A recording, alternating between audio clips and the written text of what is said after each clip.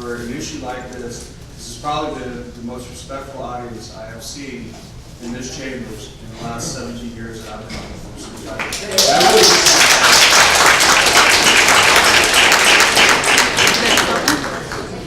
now let's roll. We have the Rose, Brian Brackney, and Alameda Joe.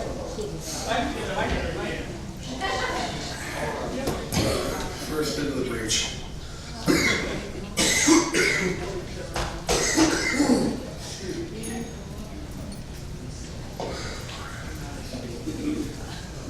The combination of 10 recommendations into one item is parliamentary abuse.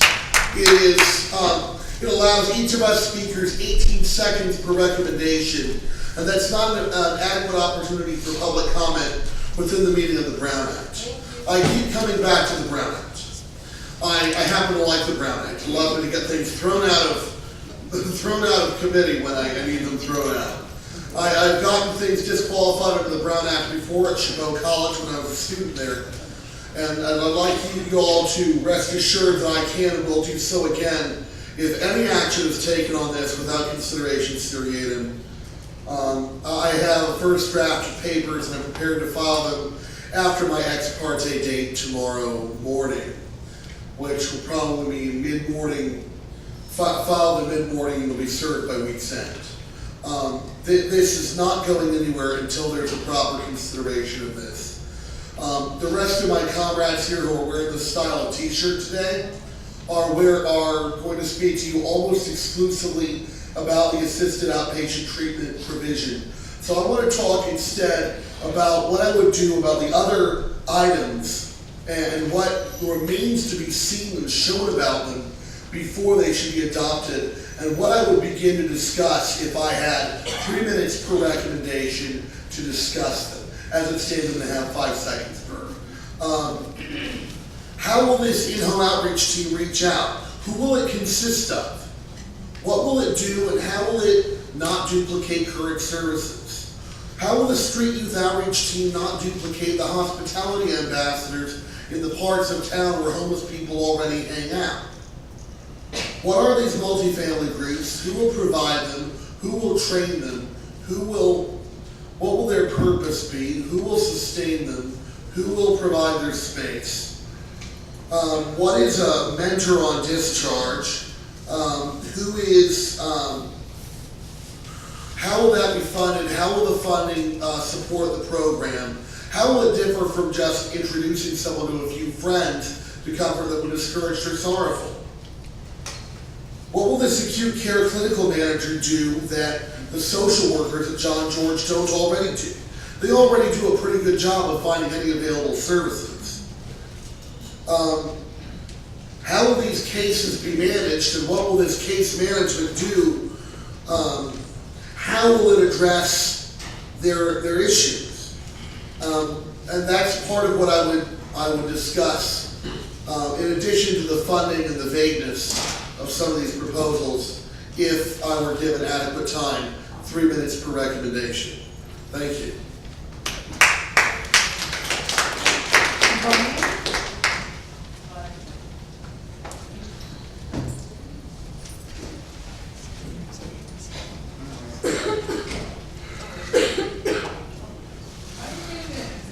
My name's Brian Brackney. I'm opposing the implementation of AB 1421.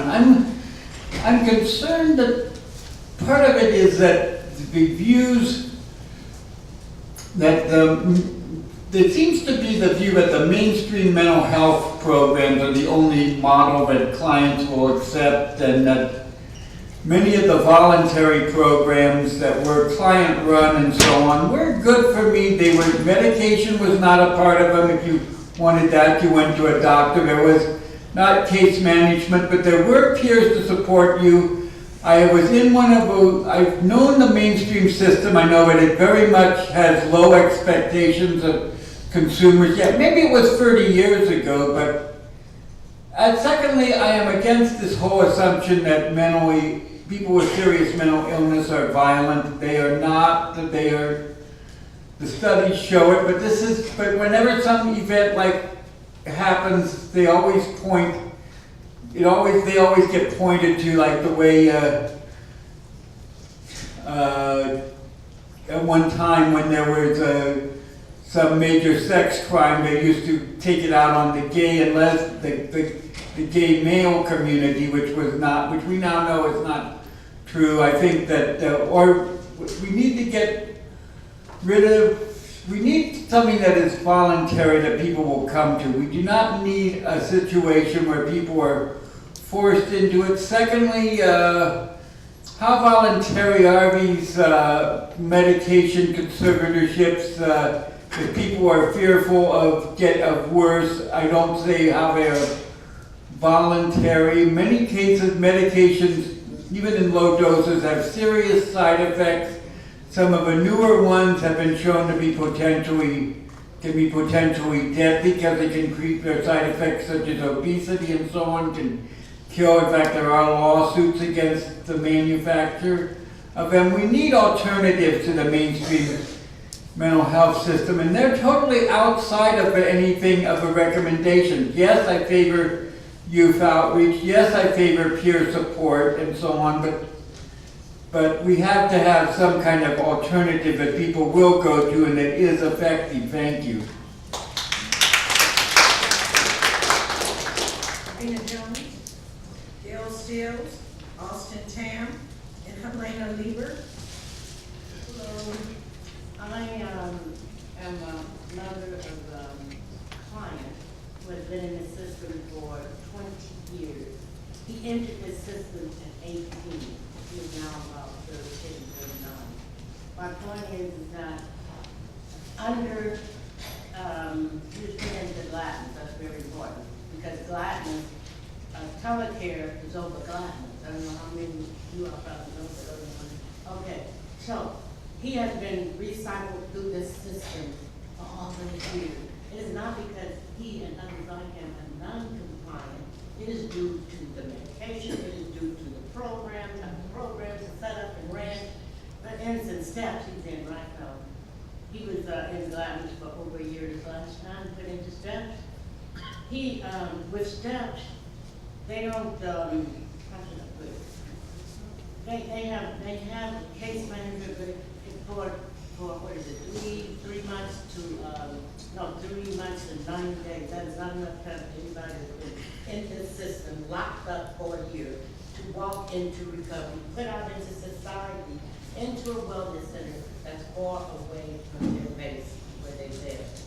So these clients, particularly, cannot move into wellness, and yet they are pushed further and further back into the system, in jail, in gladness. If gladness, I don't know who they license from the state, or if they get the money from the county, and from MHS fund, I don't know where they fund this from, but I've been asking, because these people like my son, they need help, they need to be taken care of. Nothing has been done by them before my time runs out. I have a report by Peter Alovisis, if I'm saying his last name right. He was over the boat, he was over level 1 services. He has admitted nothing too much is ever done. He came to the board and admitted this here. He came before the adult committee and admitted this, and these people must be helped. Before if you want to tack on another step, as the agent director was saying, he was saying they want to attach, they want to attach to step. They want to add this extra money when it needs to be going to the people that's already in the program and to bring out some results. And not to bring people that's not going to have forced treatment in the first place. Never did come out of a place like Gladden's. So, I've been doing this for 22 years. I've been involved. I have self-taught myself. I've been on every committee I can think of. Social inclusion, the police helping that, to get that, all these programs for 20 years. Thank you.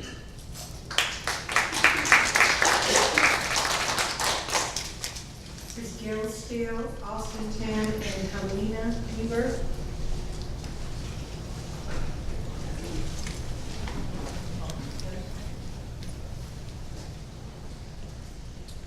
Good afternoon.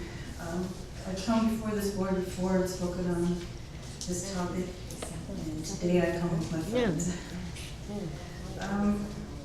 My name is Helena Weaver. I'm a resident of Alameda County, and I'm opposed to AB 1421 implementation in any form. I had to sit through the presentation on Alameda County, so I have to comment on that. First, I find it very ironic that the individual whose behavior initiated 1421 was actually seeking treatment, not refusing it. He would not have been affected by 1421 if the same thing happened today. He was being ignored by a psychiatrist for weeks before the incident occurred.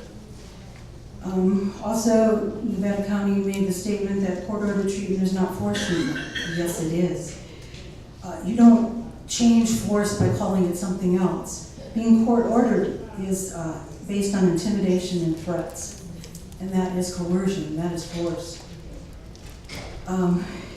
There have been cases on conservatorships, and there was a case called Conservatorship of Benvenuto in 1986.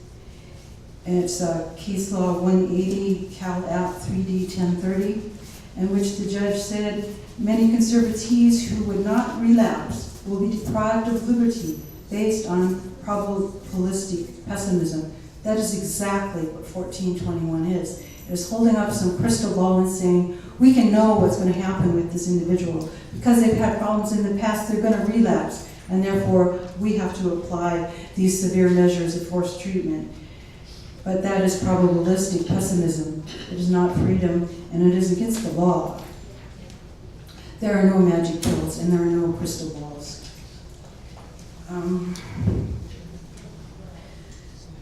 I feel that consumers have been betrayed and abandoned through this process. We were told by behavioral healthcare services that they would not implement AB 1421. Then they went back on their promise. Then Alameda County Mental Health Board passed a recommendation for 1421 without allowing for public comment. The next month, after City Council intervened and after we made a protest on Brown violation, they heard our public comment and overturned the previous vote. Do you really think that if you implement this law, we will all just give up, that we will accept it? We will be in the courts litigating. That's right. And finally, AB 1421 has divided our community. If we could all come together, we could find solutions without any court interference. Thank you.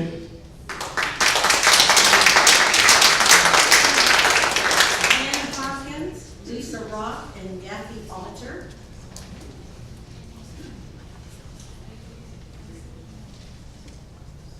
Hi, my name is Ann Hawkins. I live in Berkeley, California. I'm firmly against AB 1421. I'm going to speak today as a family member. I had a sibling down south in San Diego who was picked up, put into forced treatment, complied during the period of time that she was there. When she was released, immediately stopped any sort of treatment, any sort of compliance. And it's continued to this day. It's been very many years. I think the notion of voluntary is extremely important. And that things need to be open for people to come to recovery and wellness. We need a voluntary path. And I haven't heard it yet. Thank you.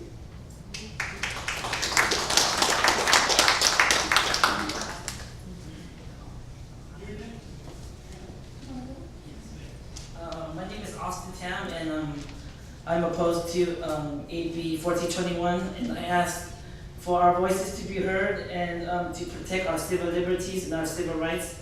And I still have time, so I want to yield it to like maybe with someone from our side speaks. Can I do that? Can I let it go? If they sign a slip, they'll talk themselves. Okay, thank you, and I hope you do the right thing. I'm afraid if this passes, you will open the Pandora's box.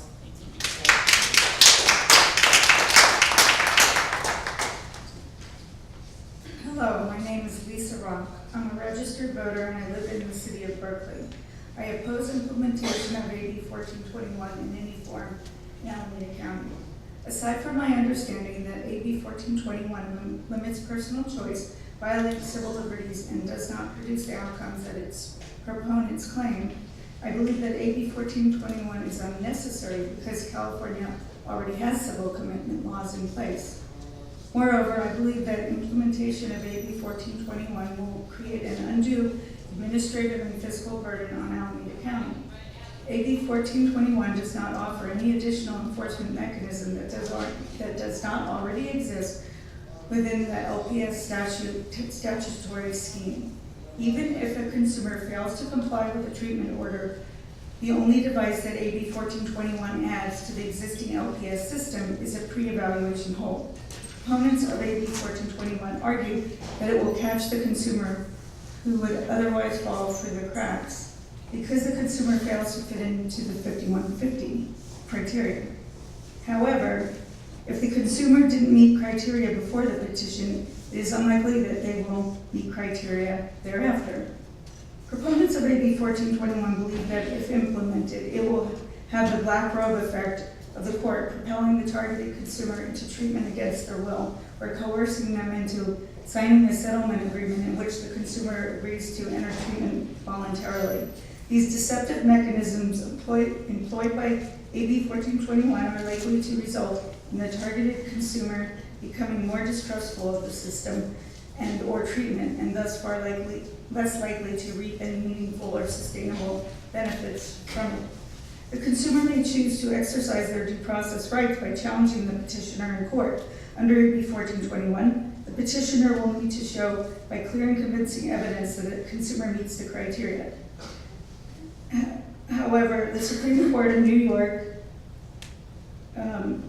recently held that obtaining a consumer's psychiatric medical records for an AOT proceeding without the respondent's authorization or prior notice violated the privacy rule of HIPAA.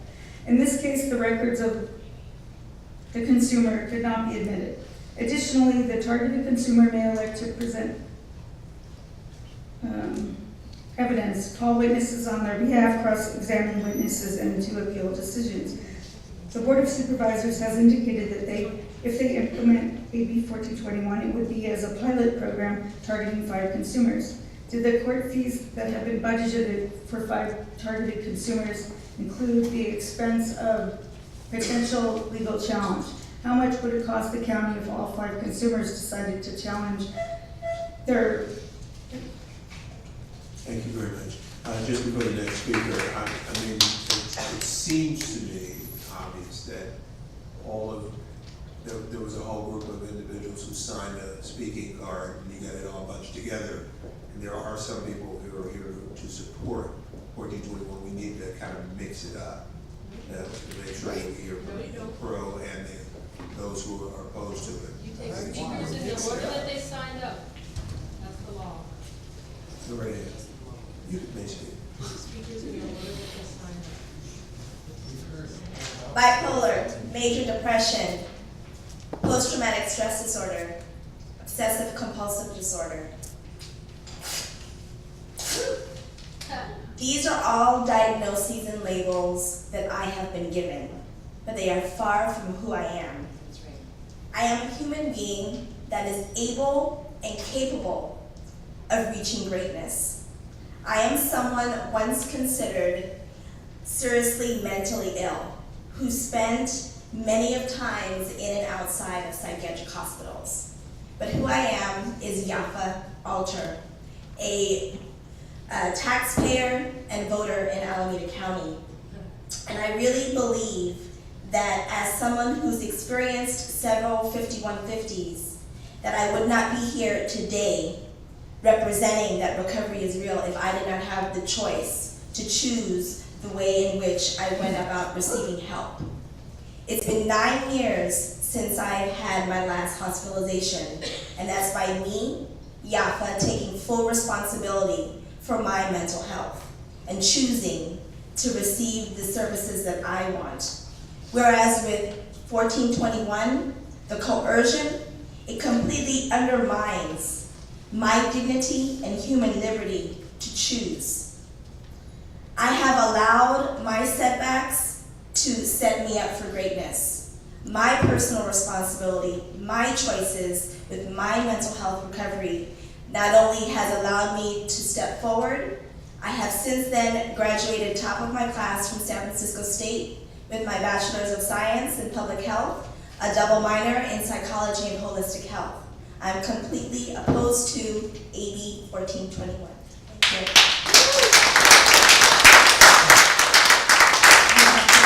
Montana Narell, A. Gogger, Joanne Salter.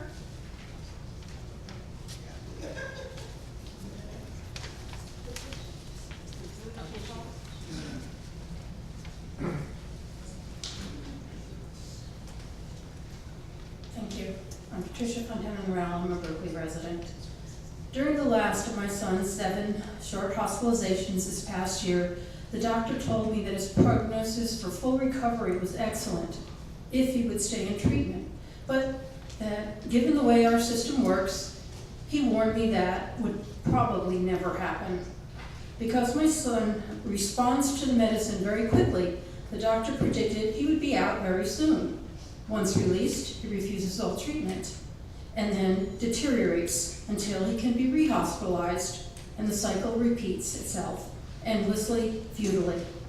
Of course, the doctor was right. That's what happened. My son now sleeps on the grates outside the UC buildings where he once attended classes. Despite the profound losses over the past 10 years, he does not believe he has a mental illness. I can't describe to you the desperation of families like mine, the horror and helplessness we deal with every waking hour. Families are the front line of support and sustenance for the severely mentally ill, but without the support of our institutions and our laws, we are helpless to protect our loved ones, and our family members then become society's problems, the dangerous or simply deluded lost souls that populate our jails or wander our streets. When tragedies occur, families are the first to get blamed. Yet when we try to get help, we are told there's nothing you can do. Over my year of advocacy, it was March a year ago that I first met with Wilma Chan to discuss AB 1424. I found that it's hard to fathom this firestorm unleashed against such a humane program as AOT, whose effectiveness has been well studied and documented. The argument that it somehow violates civil liberties makes no sense. Civil liberties and the freedom to live a life of dignity have been taken away by the illness. In Alex Briscoe's words, healthcare is a basic human right. Our loved ones deserve to receive healthcare that will enable them to recover their lives. AOT, unlike conservatorship, locks no one up, takes away no legal rights or freedoms, and coerces no medication. That, in fact, is what is happening right now when people are allowed to deteriorate. We do not permit this level of neglect for any other group of sufferers who lack capacity to make rational decisions for their own care. Do we allow those with Alzheimer's to roam the streets, wait for a person in a diabetic coma to ask for help? Even if you've never been around someone who is in a profoundly psychotic or manic state, common sense must tell you that someone who is tormented by the voices of alien entities inside his head 24/7, someone so detached from reality he doesn't recognize the need for food, is at grave risk, and as a society we must not abandon him.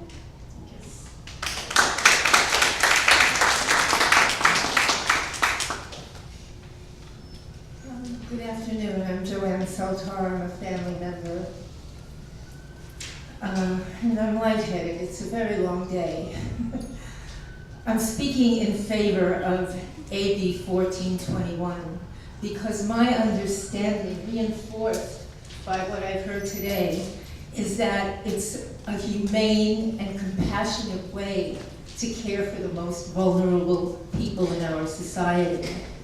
My sense from listening to these people and from hearing the speakers in October who came from Nevada County is that it's going to be implemented in a compassionate, caring, and loving way. And how it's done is key. The speakers who came at the beginning of October shared how AB 1421 is actually working for them and how they are working it. They expressed great caring and compassion for the clients they worked with. I was impressed with their determination, motivation, creativity, and kindness. When asked, how do you even talk to people who are hiding out, who want to avoid you, which is schizophrenic behavior, is totally avoidant. Carol Stanfield, the program director of the organization which operates the assisted outpatient treatment part of the program, said, "You keep trying, you make several attempts, you get creative." We learned that 80% of those who were contacted were agreeable to treatment and did not require court intervention. When the court did intervene, the judge, Tom Anderson, who came to us in October, was clearly there as an ally. He was not an authoritative person, and it was not fear and intimidation that was propelling him. It was love. One of the intentions of the Lanterman-Petra Shore Act of 1972 was to safeguard civil liberties. It's left us in a state of almost enforced neglect of our seriously ill sons and daughters, brothers and sisters and parents, the ones too paranoid, disorganized, worn down, and delusional to take any steps on their own behalf. Herschel Hardin, longtime civil liberties advocate, said that far from respecting civil liberties, legal obstacles to treatment limit or destroy the liberty of a person who is seriously mental ill. If you're delusional, you can't make any choices that make sense. AB 1421, as defined in the California, thank you. Thank you. A daughter, E. Briscoe, Liz Rebendorf. What was the first name? Liz Rebendorf. I'm assuming the first name is Steve Bishop. I hope so, because that's my name. I'm with Mental Health Association in Alameda County.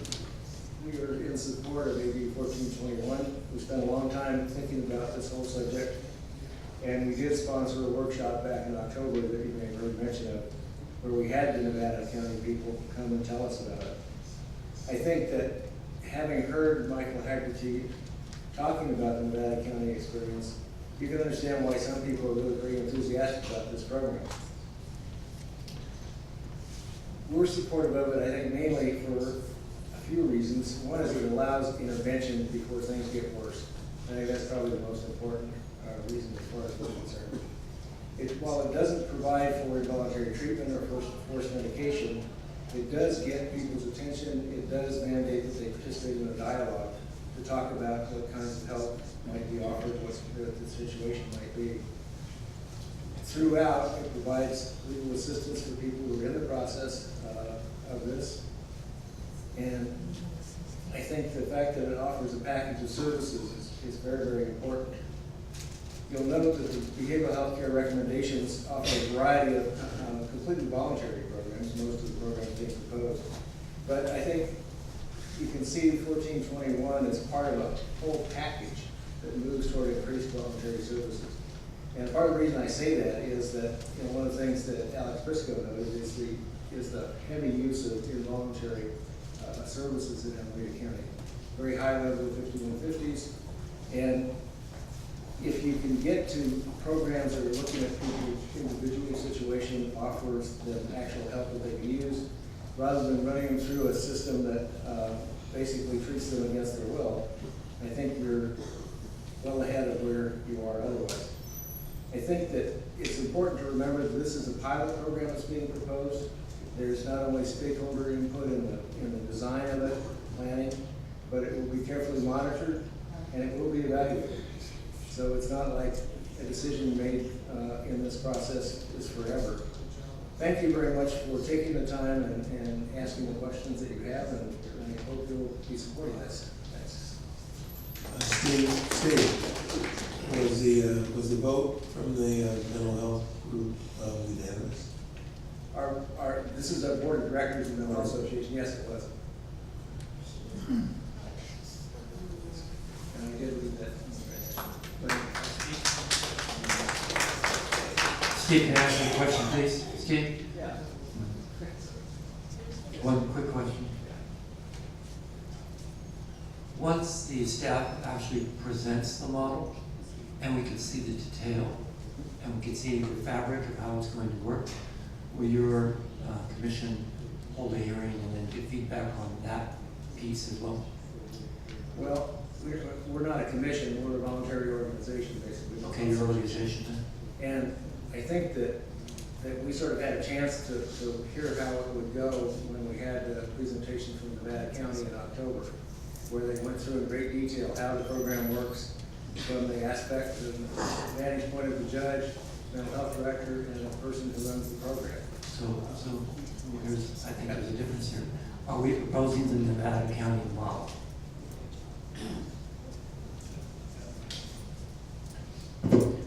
The reality is that the treatment array that Nevada County provides, the Assertive Community Action Team, we're actually one of the state's leaders in that delivery model. We have over 3,000 people currently on teams. From 1996 to today, we reduced the number of beds that we use at Napa State Hospital from 224 to 21. So from the treatment array, what would happen to a patient who was brought into this program, we can give you excellent detail about exactly what happens to them, what treatment array they will receive, and to the point that Nevada made, it will be indistinguishable from the Assertive Community Action Teams that currently operate in the county. So 1421 clients in the pilot will be receiving the same level of service that we currently provide to thousands of Alameda County residents. All right. Thank you.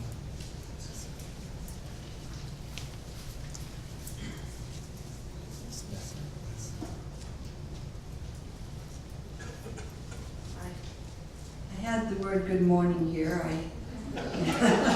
Good evening. I'm Liz Riedensdorf, and I am the president of NAMI East Bay, which is located in Albany. And over the last 20 years, I have met with literally hundreds and hundreds of families who've had siblings, parents, children, or spouses who've had a mental illness. So I've heard a lot of stories. And I want to share 3 vignettes today which will give you my perspective on what we have as a reality. I know a dad who leaves his job every Wednesday, goes up to the hills, parks in the parking lot, toots his horn, and out of the woods comes his son, who's disheveled, bedraggled, sometimes limping, often physically ill. He stops at the car, dad gives him a bag of groceries, and the son walks off. The dad sits in the car for 5 minutes and cries, gets himself together, goes back to work. I know a mom who lives up in the hills, has a panoramic view of the bay. She keeps the curtains pulled all day in her house because her teenage daughter, if she walks by the window and sees the Golden Gate Bridge, the daughter, by the way, has anxiety and depression. The daughter becomes very distraught and overwhelmed. She's tried to jump off the bridge or gone to the bridge twice. Mom's going to sell the house. Neither the son in the woods nor this daughter can come here and talk to them themselves. They are both too heavily impacted by the illness. I know a woman who a couple of years ago would lock herself in her bedroom every night. She had a baseball bat under the bed and a stun gun at the bedside. She lived alone with her son who had mental illness, and he had threatened to kill her on multiple occasions. He had also made 2 suicide attempts, trying to jump into Lake Temescal and jump off a freeway overpass. He was too impacted to speak to you today because of his mental illness. He couldn't come in the room. I am that mother.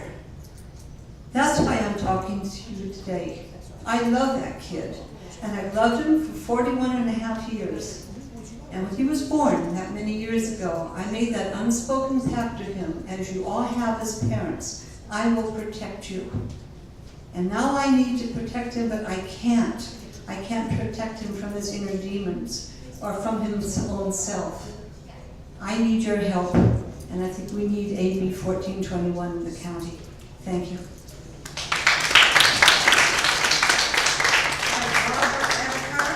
Barbara Eckhart, Chima, and Lynn Fry.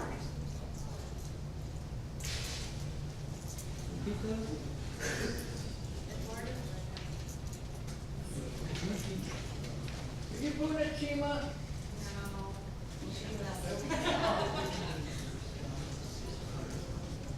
Good comments. Eduardo Vega. Thank you. I'm Eduardo Vega. I'm Executive Director of the Mental Health Association of San Francisco. I'm also on the board of the California Association of Mental Health Peer-run Organizations. But today I'm speaking on behalf of the board of an organization that I sit on the board of, Disability Rights California. What's been presented today I think is really important, and I'm very gratified by the board's taking this issue very seriously. I've been involved with mental health services, both as an advocate, a provider, and as a consumer in 5 states, in many jurisdictions. Thank you. Thank you. I think that there's been some, I worked in New York when Kendra's Law was passed. I think there's one thing that's very important for people to know, which is that Kendra's Law, like the Laura's Law program, actually would never have served the people who it was targeted with, or who it was identified by. Andrew Newsom, who killed Kendra, had been actively seeking services. I'm also good friends with former New York State mental health directors, both of them who were responsible for the implementation of Kendra's Law. Both of them will tell you, as they have in public statements, that Kendra's Law was absolutely effective. It was effective because treatment services were effective. Services work, and that full service partnership that has been proposed here and that's part of the 1421 package works. It's based on positive and effective outreach and engagement. Those are the things that work with people who have serious mental illness. I want to clarify a couple things. First of all, that the mental health director's report was somewhat misleading, I believe, because it talked about the whole program of 78 people, when in fact what we're talking about when we talk about involuntary outpatient commitment and AOT is a involuntary outpatient commitment process. So that entire program, I think what I'm understanding is that 24 people have been subject to the involuntary outpatient commitment process.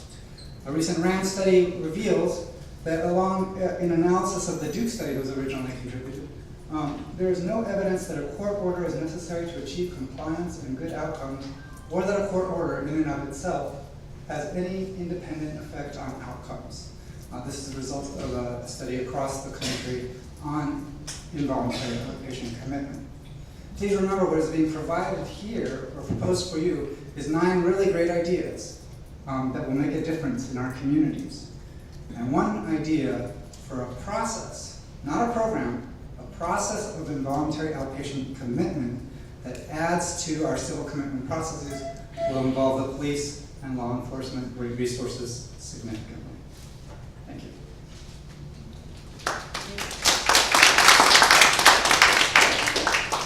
Christina Murphy, Michelle Campbell-Mattel, and Millie Swafford.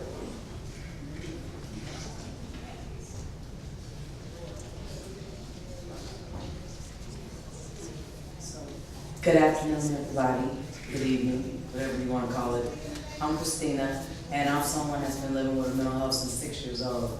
I have been misdiagnosed 7 times. I have been diagnosed with schizophrenia, bipolar, serious anxiety, and mood disorder.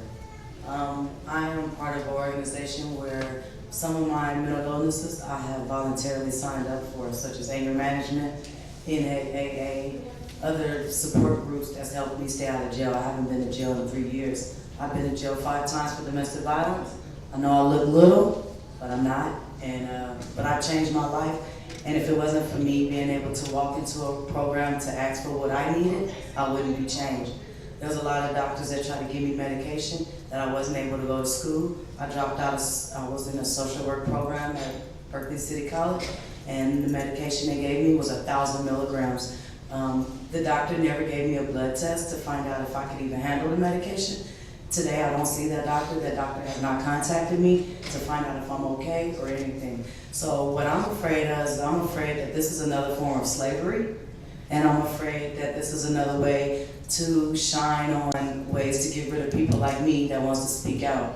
People like me that want to advocate for me and the people around me that can't speak out. I want to have a say-so in my recovery.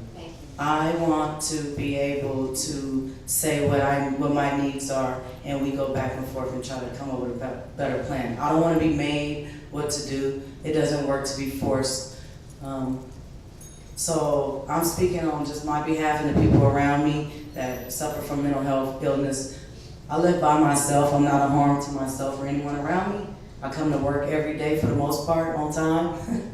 But I'm here to advocate for people around me and me. So please do not, I oppose AB 1421. So please do not approve this pilot or whatever you guys want to call it. Please don't approve it. Please let's sit at the table and come up with some more ideas on how we can fund some more organizations that we already have in place. So thank you for that.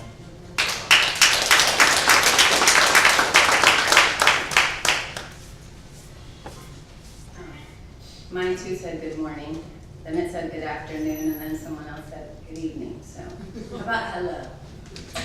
I'm actually very grateful that we are still doing this, because I believe that there's just so much that we don't know and so much that we want to know, and I know that I have family members that when I was in not a really good place, I wasn't able to listen to what they wanted me to do. I really had to find my own way. My name is Michelle Campbell-Mateo. I am a proud and active member of the POCC. I'm a resident of Oakland, Alameda County. This is a very challenging room to speak in, but it is much my duty and my honor to be a voice that is heard, as it is my right to be here. I firmly oppose 1421, really item 10, because it is not a human-centered recommendation. I don't personally know any humans who would sign up or sign on or welcome or embrace a pilot program to be experimented on that stripped the rights of choice. I believe it contributes to further racial profiling of African Americans and other people of color, and it adds to further stigma and discrimination.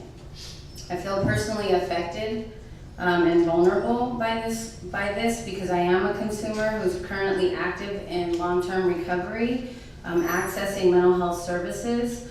I have concerns about some of the triggering people, places, and things occurring, where I live. I recently moved to East Oakland. I, like some others, live where management staff are aware of my mental health challenges and my behavioral health challenges, and they use it against me. If I don't choose to work my tools, if I don't choose to stay well, I may be considered non-compliant, unruly, and consequently be 5150. I do not want my recovery to be fueled by fear. It is so much more powerful when it's fueled by my choice. I'm a female, I'm a woman of color, I have a mental health challenge and a behavioral health challenge. I adamantly oppose 1421. Thank you.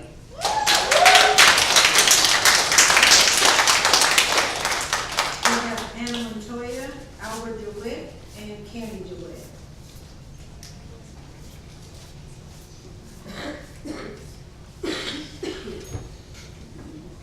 Good afternoon. Good afternoon, everyone. My name is Albert Hans DeWitt. I come here because of my family's inability to get help for my son and many other families like him. If you read Lora's Law, you would understand that Lora's Law does not force medication. Does not force medication. It gives support of a treatment team that helps a person stay out of crisis. out of the revolving door, out of jail, and hopefully out of homelessness. Sadly, our system already uses forced treatment every day. The police, the ambulance, the fire trucks that come to your front door, the many visits to psych rooms, the 5150s, the 5250s, the Reese hearings, and then often forced medication. All forced, all against someone's will, all in crisis. This is extremely costly to our system and to us financially. I once witnessed, this is tough for me, I once witnessed my son being forcibly held against his will. This was after we could not get help because he was in crisis again. It was horrible and painful to watch. You may not know what it's like for a father to watch this, or a loved one to go through this, but I do. I cried what happened to the Super family, or to our family, or other families like that, like this. I cry every day. This is exactly why we need Lohr's Law. Lohr's Law is a much kinder, upfront tool that can help someone stay out of crisis. Today, there is an opportunity for change. Today, we need your leadership. Thank you.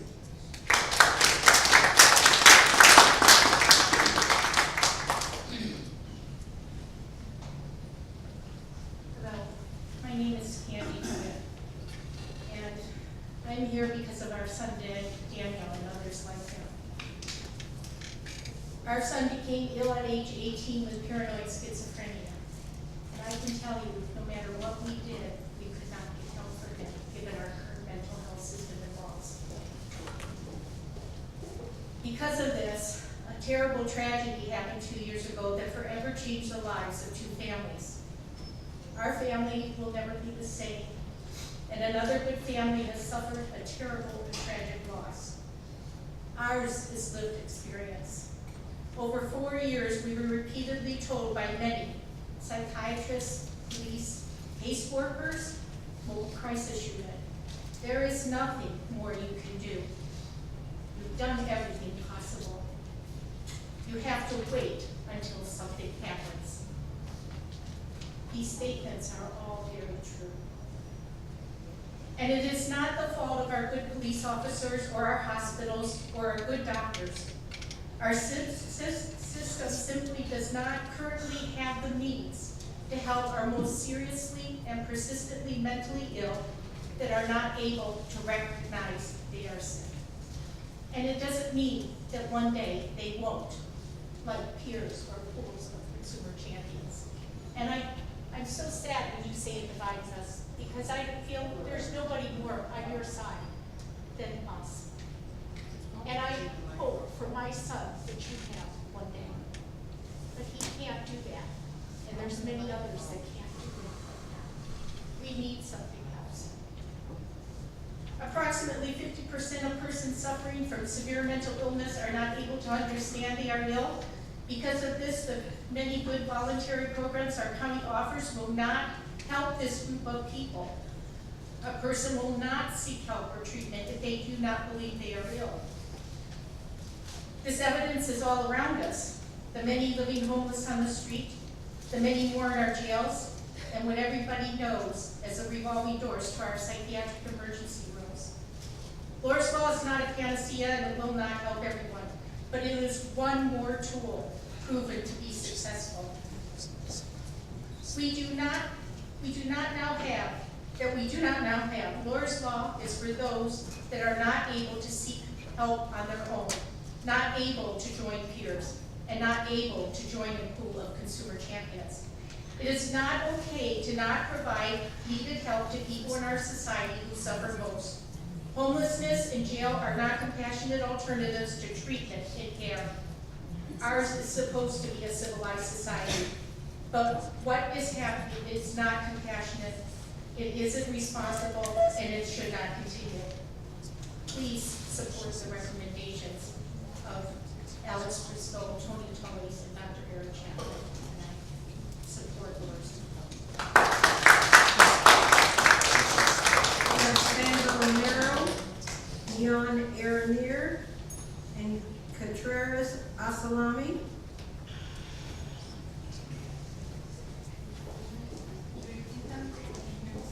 Sandra Romero,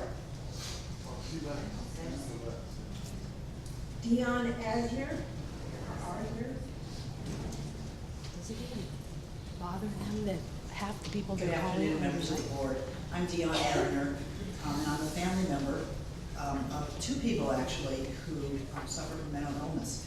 You've heard me maybe in the past talk about my husband who is bipolar, and David has had the wonders of being able to be treated effectively for so many years, right?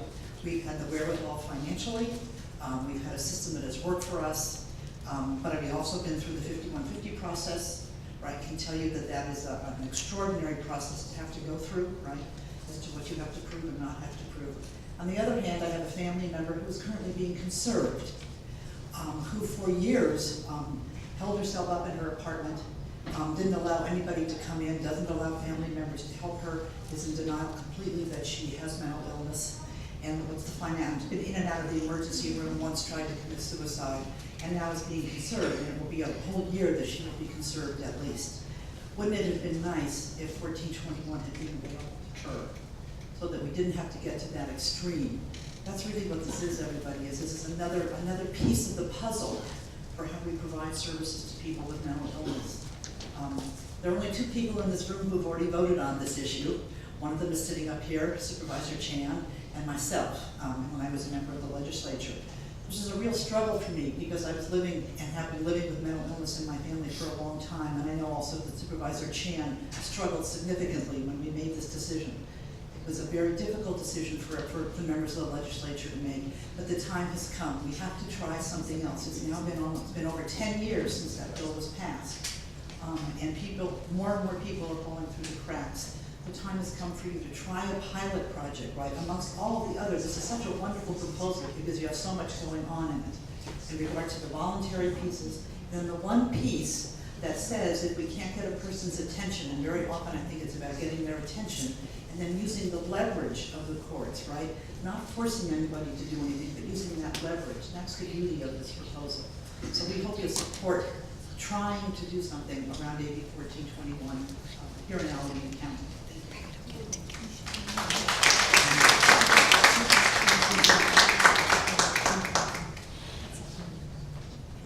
Hello everyone, I'm going to take the place of Sonia Romero. She left already. My name is Katrina Tony, and I am Executive Director of the Alameda County Network of Mental Health Clients. It is a 25-year-old computer-run organization that provides services to individuals where they're at. I am opposed to AB 1421. This has the potential to take us back 20 years to a time when we knew less about mental health challenges and made lots of mistakes. We know better now, so let's do better now. AB 1421 has the potential to open up the floodgates of a much bigger monster.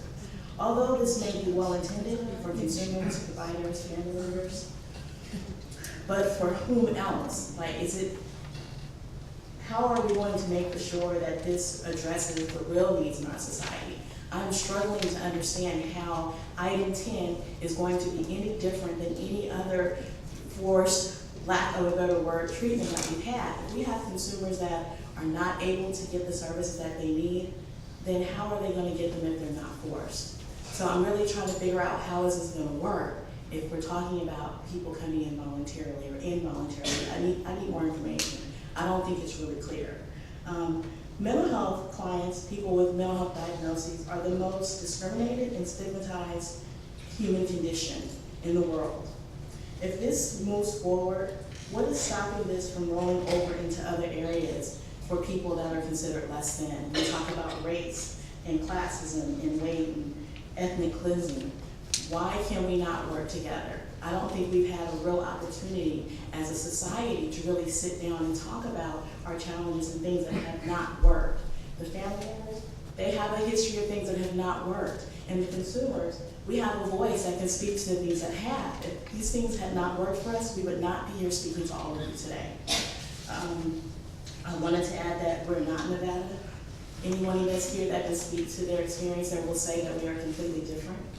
We're not New York, we're the Bay Area, where there are a multitude of people that have to be addressed in a multitude of different ways. One of the things that I did not fully get a clearance on is really how much is this gonna cost us? I think there are a lot of good suggestions in the package. I agree with 1 through 9, but I'm totally against 10. And we are not clear how much is this really going to cost us. And we heard it from you guys asking questions, we heard it from the presenters. They're not clear. We don't know what the hidden costs will be and where is it gonna come from. When we talk about general funds, that's limited dollars, and that means if we fund something, we've got to cut something else. So who's going to stand in line to have the already needed services chopped? When we talk about the items 1 through 9, they can be funded through the Mental Health Services Act. It will not interfere with general fund dollars. Thank you.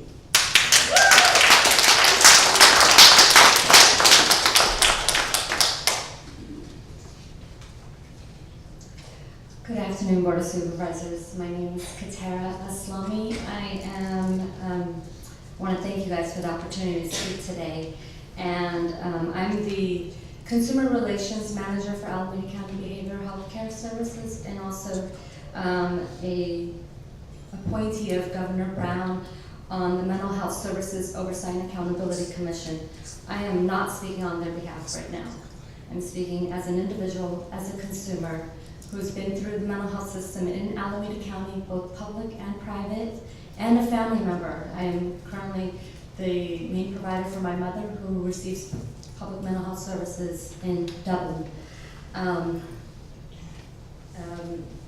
I've had the honor of serving Alameda County residents and fighting stigma and discrimination associated with mental health for the last 14 years.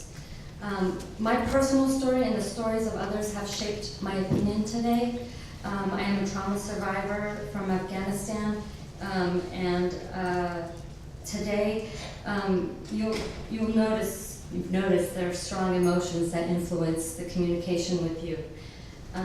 As individuals and consumers who have received public sector mental health services, we fully agree with the family members and providers that we need to transform our system, we need better services. We fully agree, we're on the same page about that. From our experience with services in the healthcare delivery system, we know that AB 1421 is not the answer. It's not. AB 1421 will increase health inequities and target minorities. The research from the involuntary outpatient treatment in New York from Kendra's Law highlights that African Americans were 5 times more likely to be committed than Caucasians. And the same thing was as a high number for Latinos. AB 1421 also creates significant misuse of law enforcement time and targets minority communities. If an individual on AB 1421 hold misses a treatment appointment, our local police department could be required to assess and then transport, you heard that from Nevada County, transport them to get evaluated. The same, evaluated in John George, the same John George that's overcrowded with individuals that are currently acutely emotional and in crisis. I think, we, Alameda County residents, we deserve better. We have in the past come together and came up with solutions with around tough issues, and we can do that again. We'd like to have the opportunity to collaborate with the family members and the providers and the consumers to come together and have a dialogue. Like you said, Supervisor Valle, I really support that and hope that continues, or we move in that direction. I oppose AB 1421. Thank you.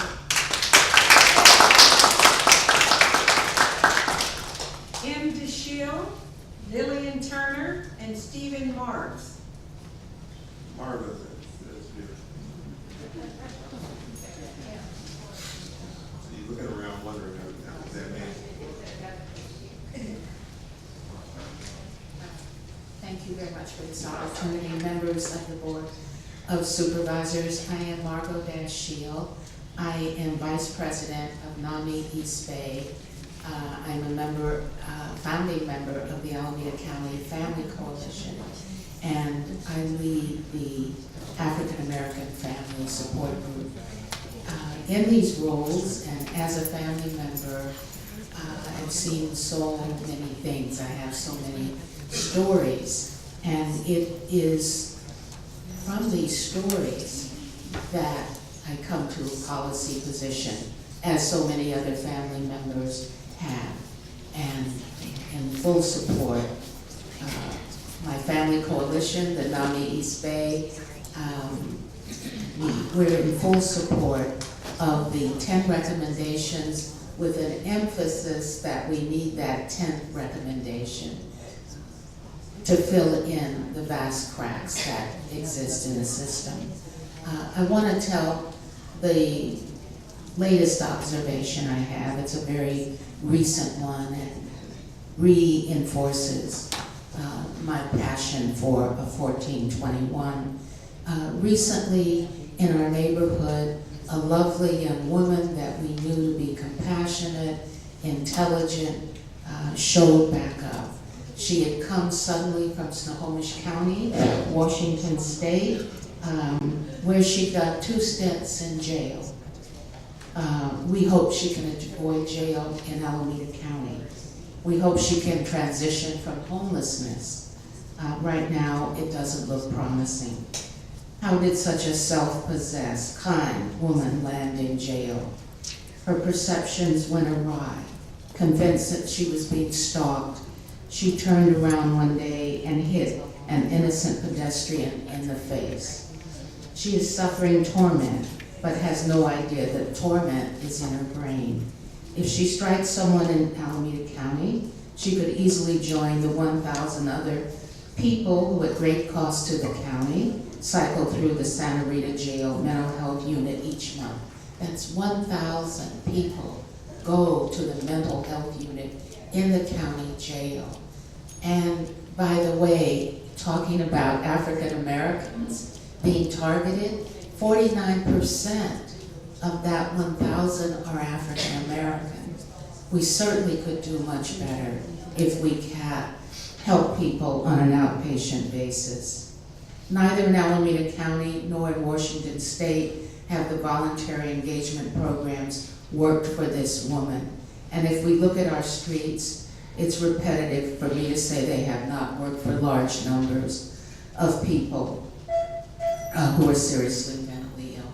We're in full support of 1421. Thank you.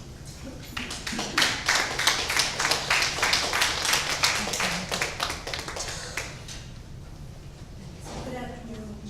My name is Olivia Turner, and I'm very pleased and honored to be before this dignified board of supervisors and mental health board, and all the concerned citizens, and most of all, representing the pool of consumer champions and the Alameda County Behavioral Health Care Peers Program and the Social Inclusion Programs, which have been a great support to me throughout my struggle. Unfortunately, I am opposed to involuntary treatment because it conflicts with the issue that all of us are here to represent: policy. Policies such as the American Disabilities Act and articles that allow individuals with mental health problems and choices. They were allowed to access resources and programs that were available to any other individual, whether they had a disability or not. So if they picked a college program and they chose to go to Stanford University, they were not to be denied the right to go to Stanford University or to Tuskegee University. And I say today that standing here a witness to the fact that of having completed a rigorous course of re-entry into society myself after being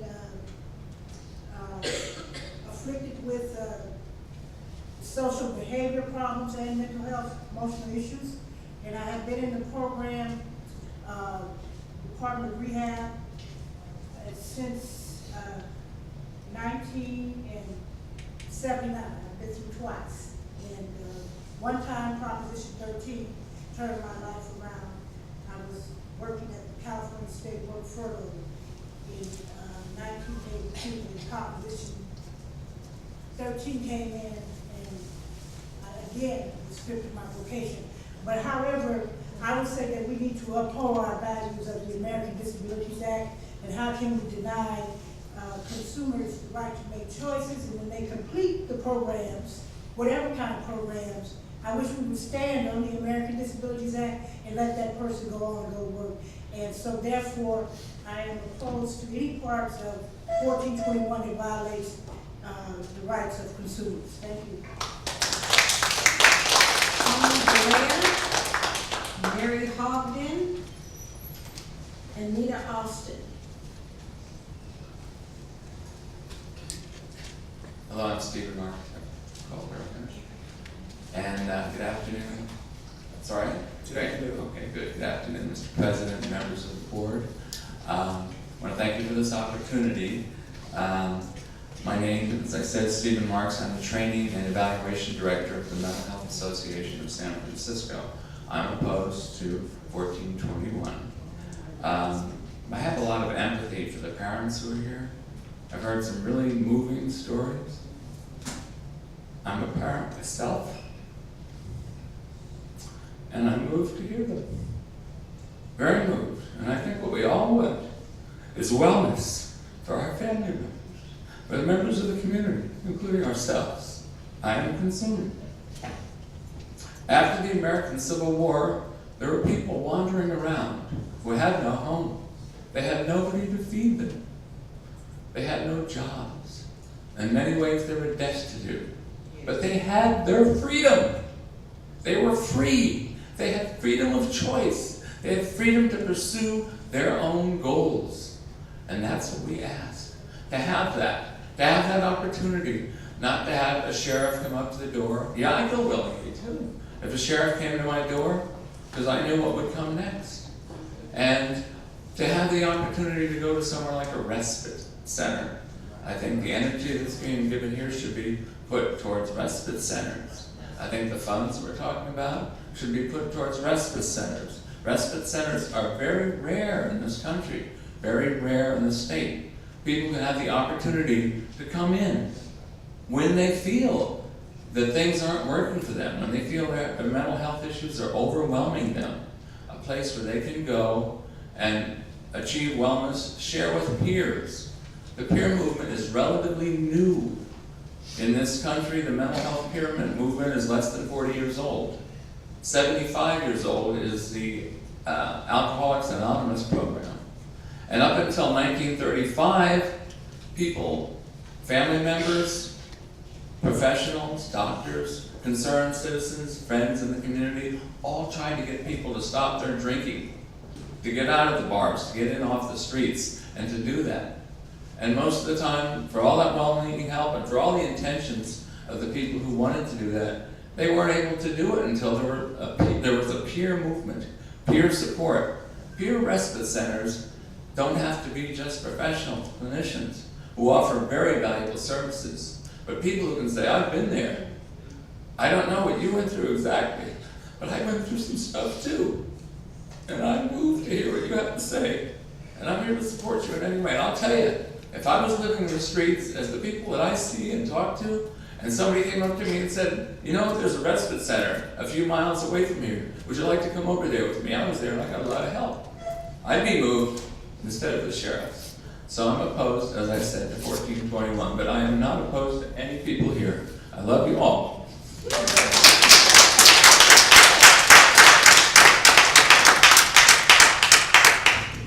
Hello, my name is Mary Hogden, and I am a resident of Alameda County, and I'm a proud POCC member, and I am now the POCC manager. So, on the one hand, I hear people saying that I'm not one of those people that had severe mental health issues. Wow, you could take a look at my records at Berkeley Mental Health and I could beg to differ. I had severe mental health issues. And what got it for me was going to therapy twice a week, going to my psychiatrist. I did have to be on meds for a while, to be honest, until I really got a balance in my life. But what was effective for me was this wonderful program called the Pool of Consumer Champions. And this is an example of a program that's funded through Alameda County Behavioral Health Care Services. And it embraced me, it met me where I was at, it gave me choice, it gave me opportunities, it put me in rooms where I got education and training, it put me in rooms where people were like me. They were in different stages of their own recovery, but we all connected and they made me feel a part of. And it got rid of a lot of the stigma and discrimination, and I just felt the support and the love. And I am opposed to 1421. I'm somebody that have a very colorful past, and I have the records to prove it. They can attest to that. And I'm here to say that recovery is possible for each and every one of us. I am now working. I'm working for Alameda County Behavioral Health Care. I love my job. But I'm going to tell you that we can differ with different things. And I do differ on the issue of 1421. I oppose it. And the reason is because of civil rights. And I think already a mental health condition is the only disability that can be used as a reason to deprive people of their constitutional rights and deprive them of their liberties. Every citizen should be alarmed at this attempt to target a group of people as being so different that they should be pushed down the slippery slope. Who's next? And what will be the excuse then? Race, income, religion? We all have a stake in finding a better solution to problems than simply scapegoating and assaulting the freedoms and others. And so I'd just like to close and say, please don't discriminate for people that are different, because believe me, I'm different. And please vote no on number 10 to implement 1421. Thank you.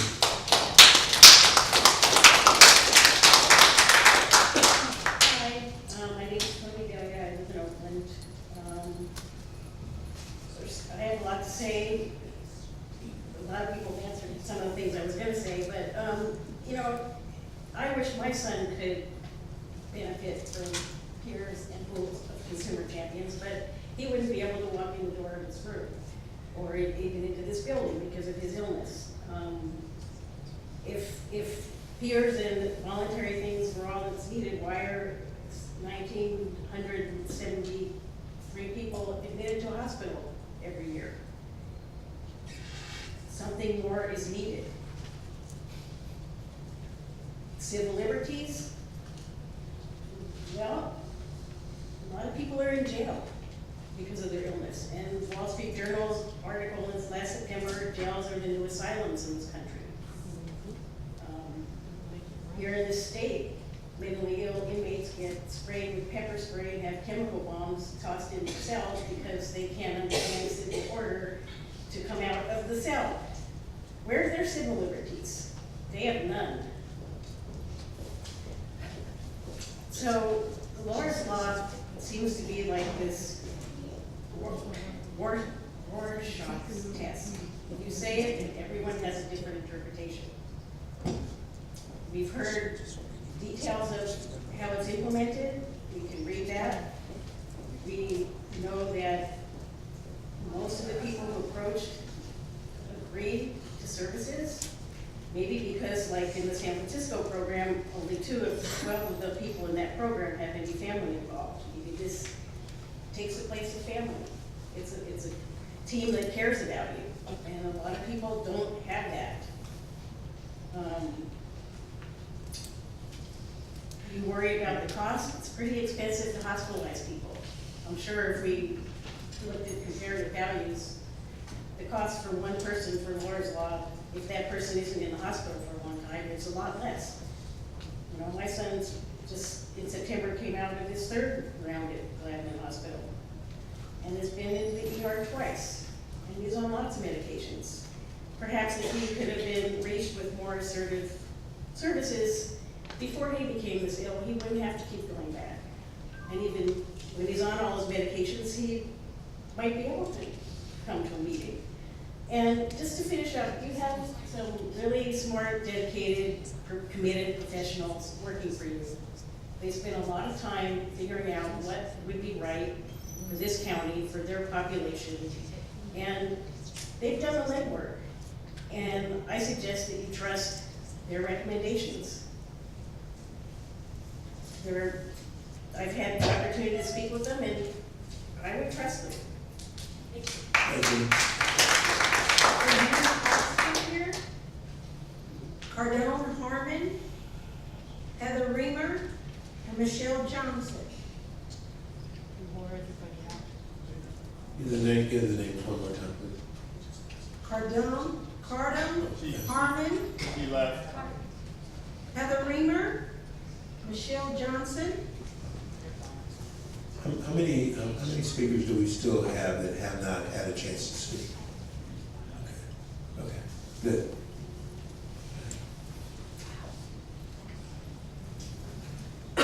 Howard Thurman, Jalay Wynn, Lena Wynn.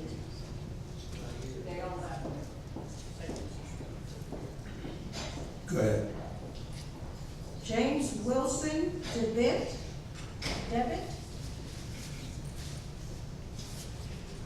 Myra Corona, and Dee Polis. Good afternoon, Mr. President. Good afternoon, James. And fellow citizens of Alameda County. My name is James Wilson Devitt III. I come to you today as a mental health patient still in the system. I come to you today as a member of the citizens of Alameda County who is a part of that demographic, as well as a person who is in recovery and is homeless. And I must blatantly say that I am appalled. I'm appalled at the opportunity for self-betterment that will be taken away from people if choice is taken away. Now, those who have not the ability to make their own choice, yes, they do need some help, but force is not the way. And I say this also as a person of heavily German blood. Because a person who is going to force another is doing the same thing that the Nazis did to the Jews, which is force. And that is going to force them to be killed in spirit. Because it will not force them to be killed in bodies, they will be just a walking catatonic state, if they are as severe as most statements I have heard lead me to believe. They will not be a person. They will not be the person you knew if force is used on them. And I could come up with several different names, invectives to use, but that is not my way. My way is simply that you allow people to come to the realization that something is wrong and needs to be made right. And right now, I'm in agreement with the first 9 articles disclosed. I am against the 10th.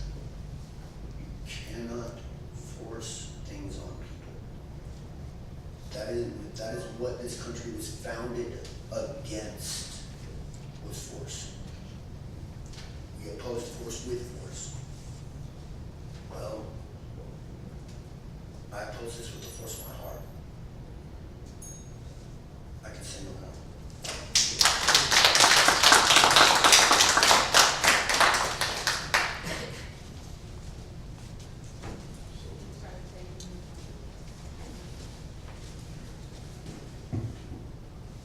Hi.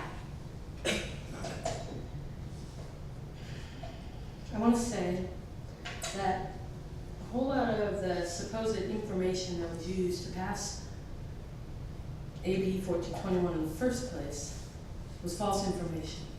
I'm going to read a bit as fast as I can from an article that's really about Nevada County apologizing, and what they apologized for was failure to treat a mental patient.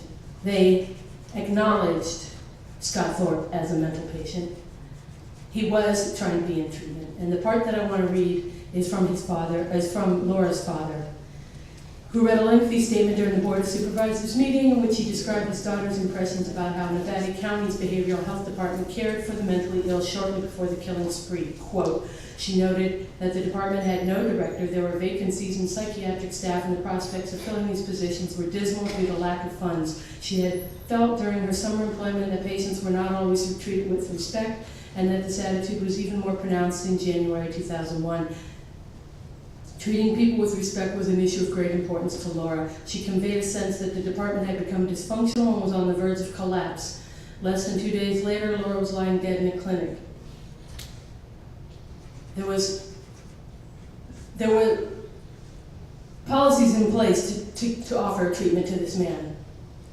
But the people that were supposed to be filling those positions were either completely absent, i.e. the positions weren't filled, or they were disrespectful human beings who made the patients worse. I'm the mother of a 21-year-old who has suffered basically since she was 9 years old with pretty serious, what probably is diagnosable, either schizophrenia or extreme manic depression. You can call it bipolar, but that doesn't really explain it, does it? And I manage her.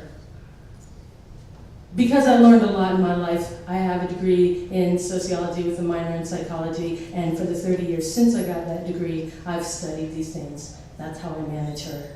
And I get help when I can. Now I've just found all these people who can help me some more, because now I have her 21-year-old friend in my house also living off of my $800 a month disability income. I want to just say one thing about voluntary and involuntary. It's absurd to suggest that this is a voluntary program. The AB 1421 pilot court processes will require a $50,000 increase in county general funds, as involuntary services cannot be funded by the other funds that are available. So quit calling it voluntary, because it's not. And AB 1421 is unconstitutional. So prepare yourselves for lawsuits if you try to implement it. There's plenty more to say, of course, and I don't get to say them, but people get diagnosed as mentally ill by police officers who are mentally ill. I have Julian Humador, Melody Jarvis, and Ben Al. Julian and Melody are on. Roland Engel, Amy Cotter, and Anthony Benson. Nick Cabral,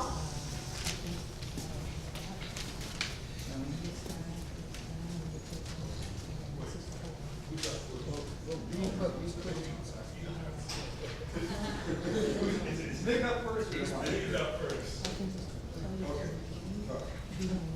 Sorry. My name is Roland Angle, and I'm with Families for the Ethical Psychiatric Treatment of Patients and Prisoners. And I'd like to state right from the beginning that neither I nor FEPTOPP receive any money from pharmaceutical corporations or any government agency whatsoever. We are completely independent. We advocate for people in the prisons, the jails, and the mental hospitals. and we do a few people that have managed to get out too. I would like to point out that there's two advocacy groups, NAMI and Treatment Advocacy Center, are responsible for AB 1421. And they have mounted a nationwide campaign to implement similar laws in the other states. As you have seen, 45 other states have these laws. This has been going on for a dozen years. This doesn't happen because a bunch of people spring out of the ground. This is a well-funded, sophisticated, well-thought-out campaign. The record is clear that these two organizations receive the majority of their financial backing from the pharmaceutical industry and wealthy individuals. Senator Grassley conducted a Senate Investigation Committee in 2009, in which NAMI was forced to admit that they received more than 75% of the money that they have from the pharmaceutical companies. Yep. So I would like to point out that although there's been a lot of talk about stakeholders here, the biggest single stakeholder of all, the pharmaceutical corporations, are not here. They're not talking to us. And the reason is because it would be too blatant that they have a real conflict of interest here. They have paid billions of dollars in fines for criminal activities and used their ill-gotten gains to buy political favors, influence medical research and endorsements, and block legislation intended to protect the public. Big Pharma disdains the law, and any law they support should be viewed with extreme suspicion, if not rejected outright. Big Pharma influences politicians, slants the mainstream media, and distorts our perspective of the drugs they produce. It is solely due to their propaganda that the popular conception of psychiatric drugs is completely out of touch with the reality of their effects, and that psychiatrists, judges, and most mental health professionals are in denial about the true nature of what the drug-centered mode of treatment means for most patients. Big Pharma is not our friend.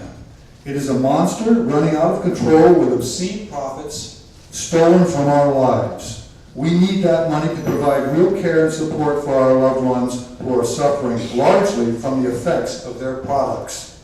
Do not vote to fund their latest campaign to subjugate us with our own money. Thank you.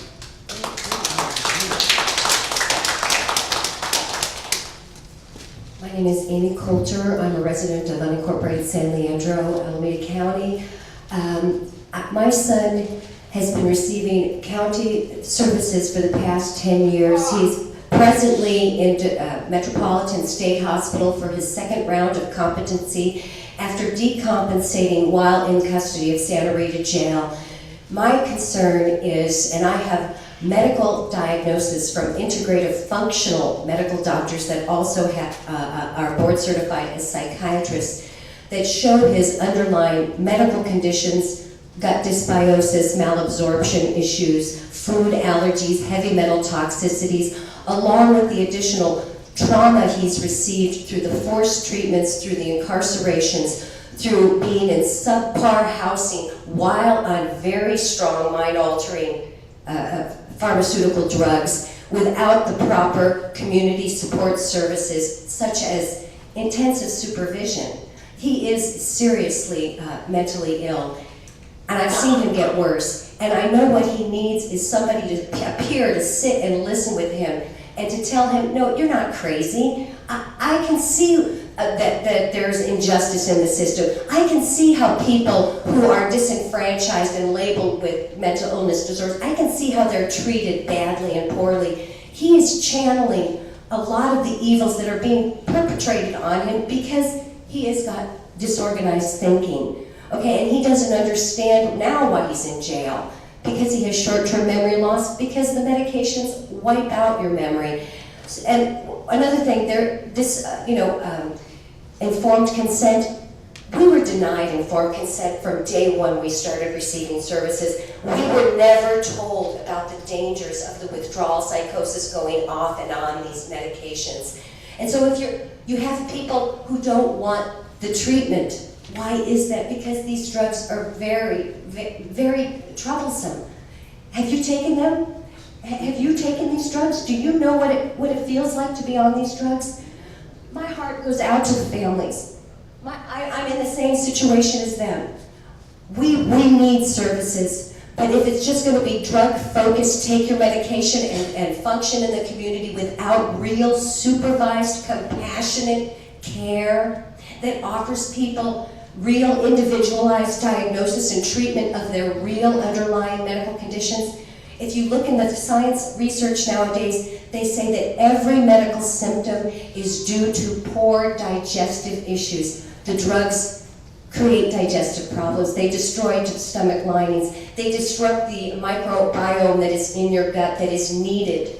So we are really destabilizing people by pharmaceutical-focused drug treatments. And so the involuntary treatment in the name of AB 1421, it reeks of disingenuousness when you say it's not about involuntary forced medication.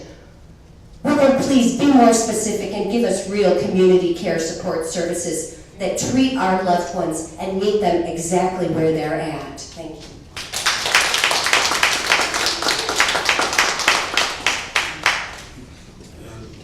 Where are we on the names? Because I'm Anthony Benson. Okay, and then, are you next, sir? Okay, there was one name, because there was a little confusion, I'm just trying to figure out. Anthony Benson, Amy Coulter, and Okay, thanks. Okay, go right ahead, sir. Hi, my name is Anthony Vincent, and I'm with Idiopathic Media Group. We were making a documentary about the mental health care system. I just wanted to talk, we're an independent company, by the way, not funded by anybody. I wanted to talk about my experience in filming in the courts and also in talking with many patients in the state hospital system here. I've witnessed the utmost in prejudice in the courts. I've seen not a single judge treat a person who's been labeled as mentally ill like the other convicts that he's been talking with, him or her, in the same room. So there's an extreme level of prejudice. I've seen a person who's been deemed mentally ill or labeled mentally ill as a patient in a hospital fighting for his rights just to represent himself in court for many, many years.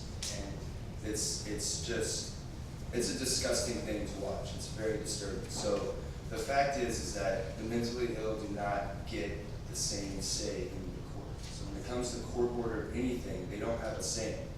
So that's why I think that 1421 means forced drugging, because it is involuntary, which means coerced, or court ordered, which can also mean coerced, and it's treatment. And as the man from SF said, that all the patients that he has are on some sort of psychiatric medication. So that means treatment, means drugging. So AB 1421 is forced drugging. And the other thing I want to say is, I don't understand how the mentally ill are so perceived as dangerous when they're responsible for an estimated 1,000 homicides a year, and pharmaceutical companies kill over 200,000 people. So I don't understand where that balance is. Furthermore, I don't understand how we can criminalize and fill our prisons up with people that use drugs and then turn around and force people to use drugs. Thank you. Thank you.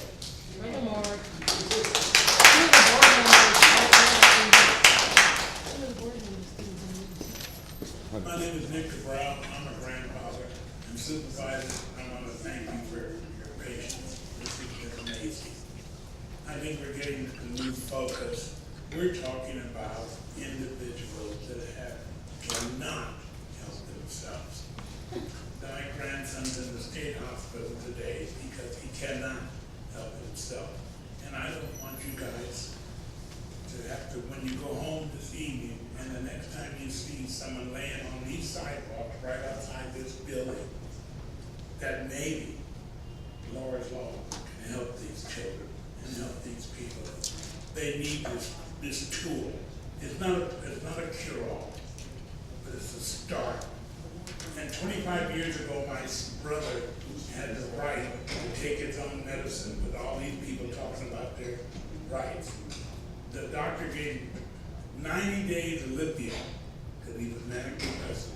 And he died of toxic poisoning because he was supposed to go in on his own and have a blood test.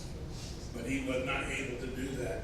And maybe, you know, this is hypothetical, maybe if Laura's law was in effect then, he would have had advocates to make sure that he takes the steps to do that. These people we're talking about need help.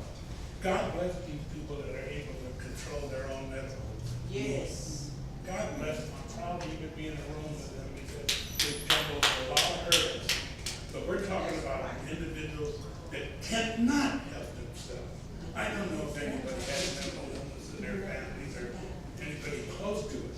It's devastating. These parents have been working and not sleeping for years with their children laying in Berkeley, laying on the streets of Oakland.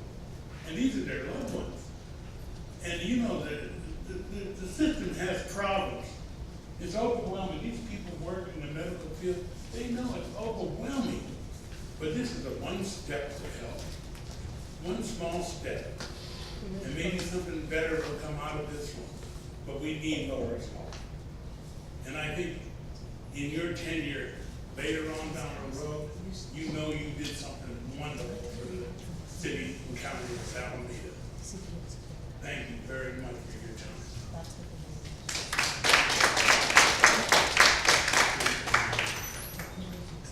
Tanya Schwenk, Linda Mayo, and Virginia Schwerin.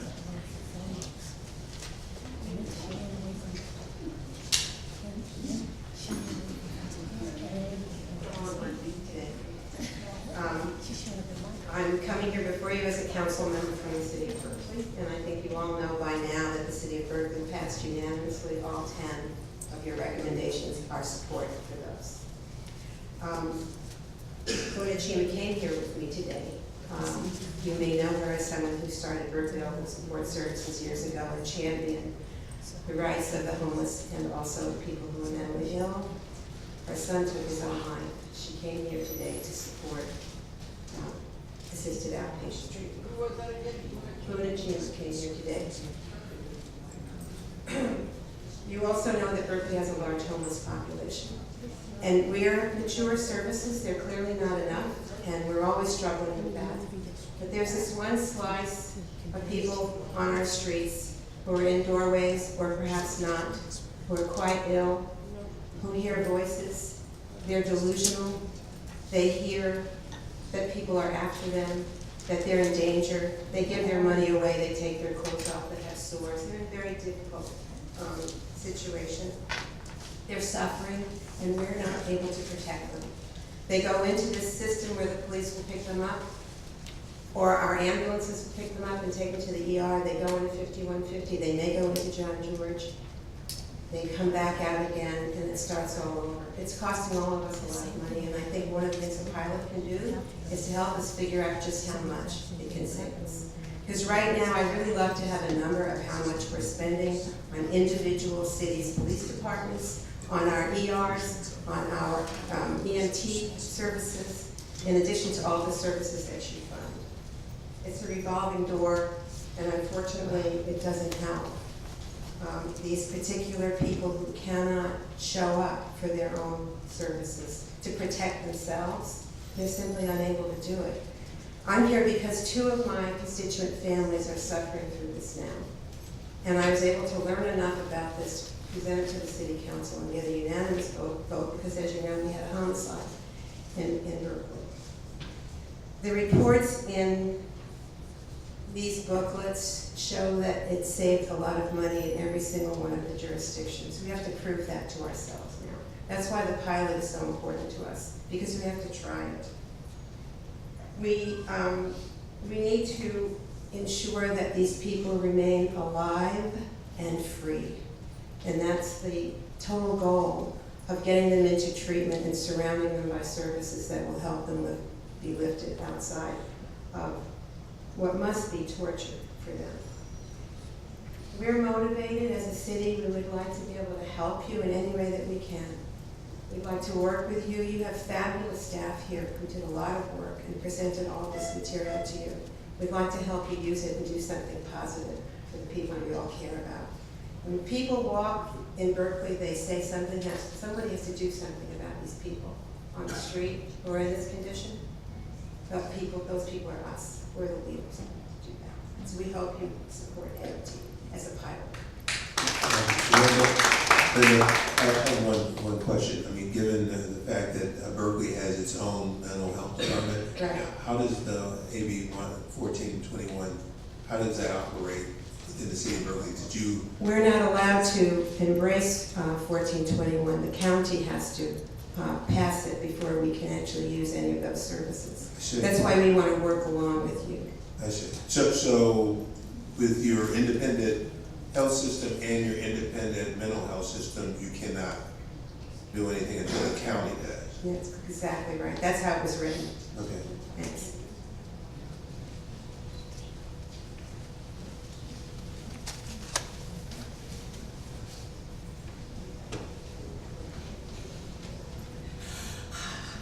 Kind regards to all, to the families and to the boards gathered here today. I'm feeling a lot of pain today. I'm feeling the pain of what's going on in our world and in our communities. I'm feeling the pain as a family member who's dealt with the issues that some of the parents have talked about and the hopelessness of reaching a dead end. I'm Virginia Schwerin. I have children who work within the mental health services in Alameda County. I have children who live in the area and a grandchild that lives in the area. I've also been involved with health patient rights for over 30 years in another realm. So two things have been triggered for me today, and one is how far that we have come with patient rights and how long and hard we had to fight for patient rights. You know, we have a patient's Bill of Rights, and I'm very concerned about some of the things contained in the bill that we're looking at today, and that is the 10th fact of, you know, the treatment of people who are resistant and non-compliant to getting care, this group that are on the other end of the spectrum. We know this is a spectrum. You know, we know that, you know, the people that we are seeing here today have struggled, and none of us on this side know whether, you know, they have come from the depths that their family members have come from. And I really want to speak to the hope, because I think that the bill, the 10th clause, is giving these families that are on this end of the spectrum a hope, and they need to have hope. But it's my best wish that we look at our civil liberties and look at how forcing people into treatment compromises those. I had a son myself. I was really considering, I got really triggered today. I didn't know the pain was so fresh when I heard the respectable Ron speak about his program in San Francisco, when he was asked whether there was something he could say about the differences in the program, and he used the words, "We're capturing them," before they get to here. And when I heard the word capture, it triggered how long and hard I tried to capture my son and to protect him and to keep him from being in the gutters and being in the depths of despair. And my consideration, even in my basis of looking at human rights and looking at his right to not choose medication, his right to not to choose treatment, his right to have a journey, my right to protect myself and the rest of my family from his journey, you know, and my desire to protect him from himself. So I'm just saying, the last thing I want to say is that I think my son did know that he needed help, and I think that people do know they are sick and want help, and I think that seat's there, and I want us to have the hope, and I want us to not create more stigmas and more trauma for these people that are already struggling and suffering so deeply. Thank you. Sean Walker, Letty Elenas, and Bill Pegg.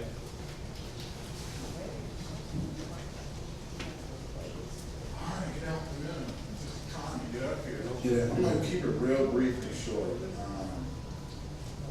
How I see it, the mental health courts, they see one side of this issue, and then I see a conservatorship handling the other side of the issue. So I'm trying to figure out how 1421 could be an accessible tool or even be utilized in a positive way. I see, as far as mental health court is concerned, you can go down here to 7th and Clay, you can see how the mental health court works. They do in custody people first, and basically you'll witness everything from court orders to stay off of certain areas in Berkeley, certain corridors in Berkeley. And as far as I know, that just cause more stress. The one thing I want to emphasize is play out these scenarios. I'm hearing AB 1421 sounds like this wonder pill that's going to solve all these problems. And then I heard from the gentleman here, it's just another tool, but at what cost? I mean, Nevada County, they haven't come up with anything that was conclusive as far as evidence-backed outcomes are concerned, as far as the program working. And then when I say play the scenario out, for the kid that's in the woods whose father brings him some food, under AB 1421, who's going to be the point of contact? It's going to be law enforcement. That kid picks up a stick to defend himself, he's dead. Yep. I mean, the AB 1421 is, not only is it ambiguous, it's invasive at the same time without any guarantees that it will work. And so what I'm saying to you guys today is just play out these scenarios. If you implement AB 1421, there's going to be some ramifications, there's going to be some fallout and collateral damage. As things work right now, I say expand within the realm of conservatorship. You have 10 recommendations. I've heard, 9 of them are good. AB 1421 is a dice throw, and I think you should really consider it, like all the factors that are involved in its implementation. Thank you. Thank you.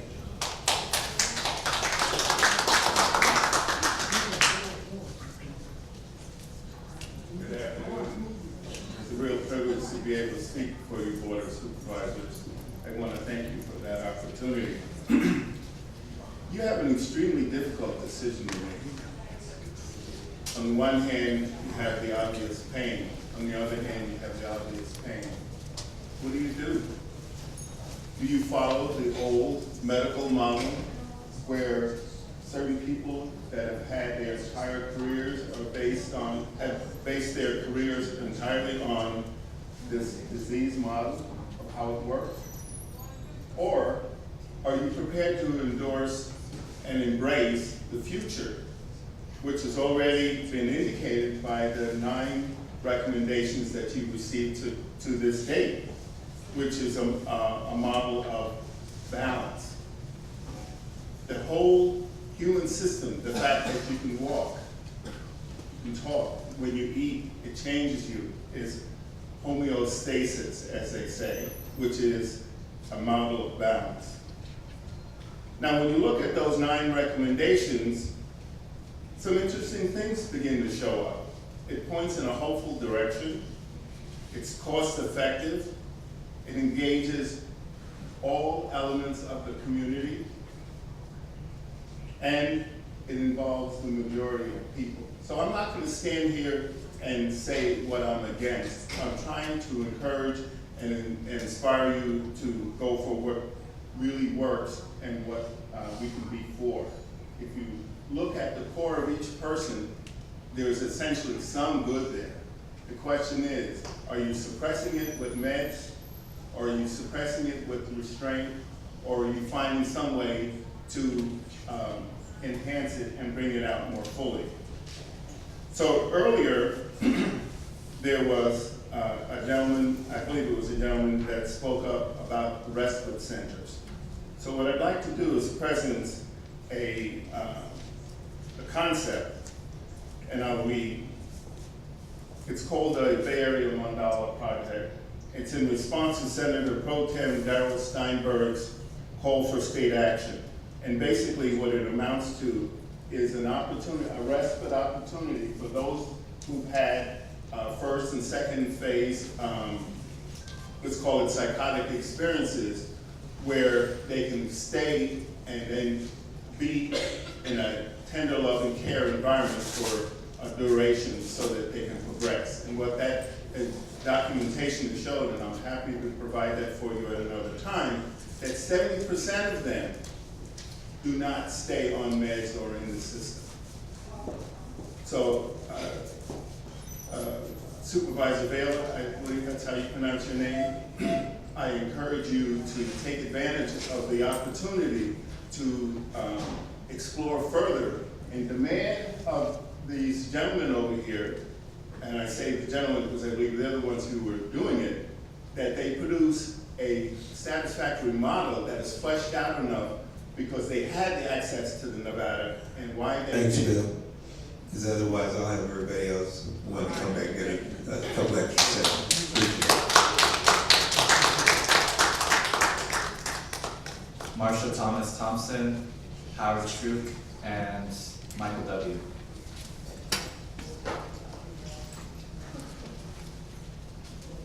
Hello and good afternoon. My name is Marsha Thomas Thompson. I have a son who is 30 now, and he had his first psychotic breakdown when he was 16.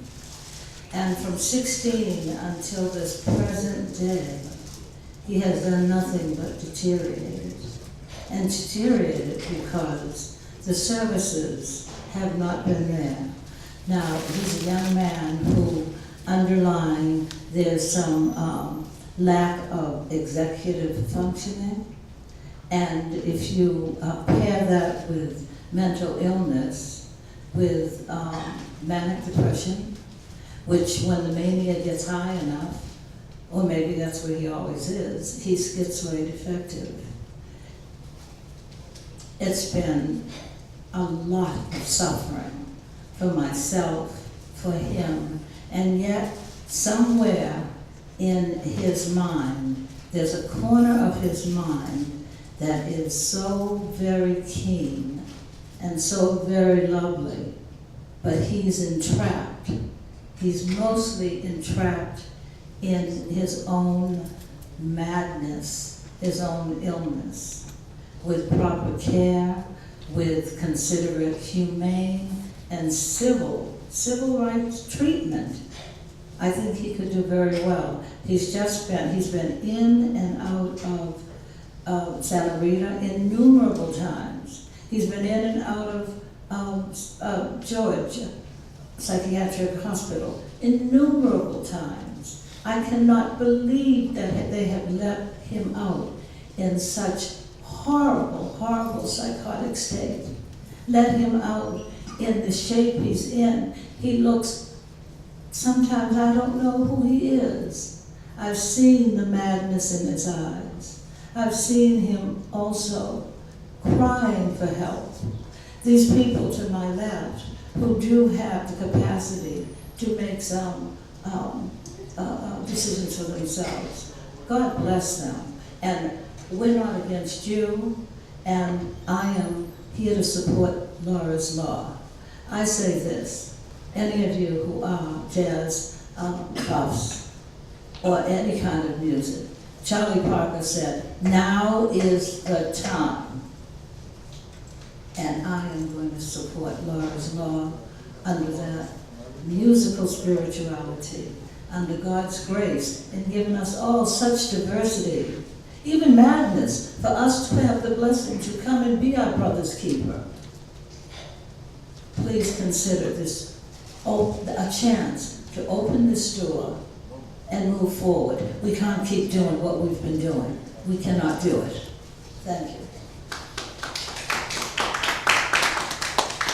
Lisa Smooth.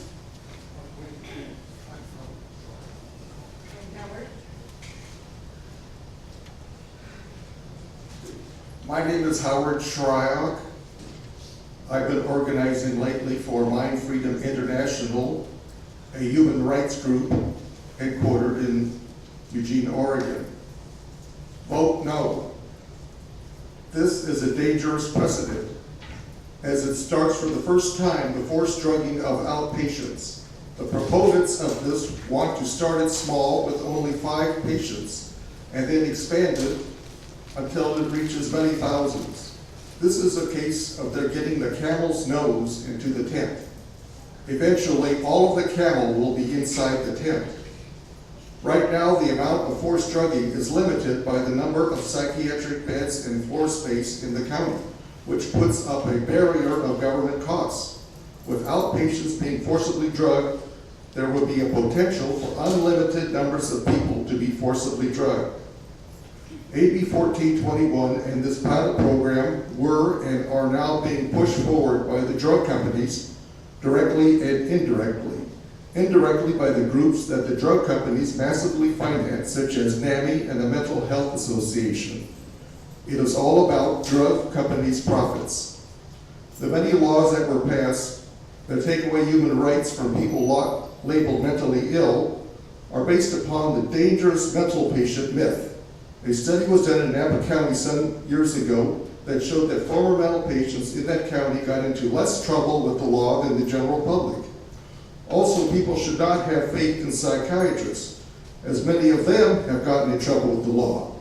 Talk about Laura's Law, one of the biggest mass murders of all time, not too long ago. A psychiatrist who shot 3 people dead and injured more than 30 others. Many of the people labeled mentally ill may not be. All it takes to be forcibly locked up and treated under the mental health laws in California is the signed agreement of 2 psychiatrists or 1 psychiatrist plus 1 nurse, or 1 psychiatrist plus 1 social worker. That is all it takes for one to be declared mentally ill, locked up, forcibly drugged, tied up, and all of the other horrible treatments of psychiatry. Government should be moving towards more rights for those accused of being mentally ill, and not towards less rights, as this AB 1421 pilot program represents. Criminals are given rights, but people labeled mentally ill lose all their rights. One high judicial decision said that criminals getting punishment get rights, but those labeled mentally ill who are getting, quote, treatment do not have rights to avoid it. Psychiatrists cannot predict who will be violent. In fact, they do not even claim to have that power. Okay, thank you very much. After me is Terry Kinsey, Ted C., Mary Montgomery.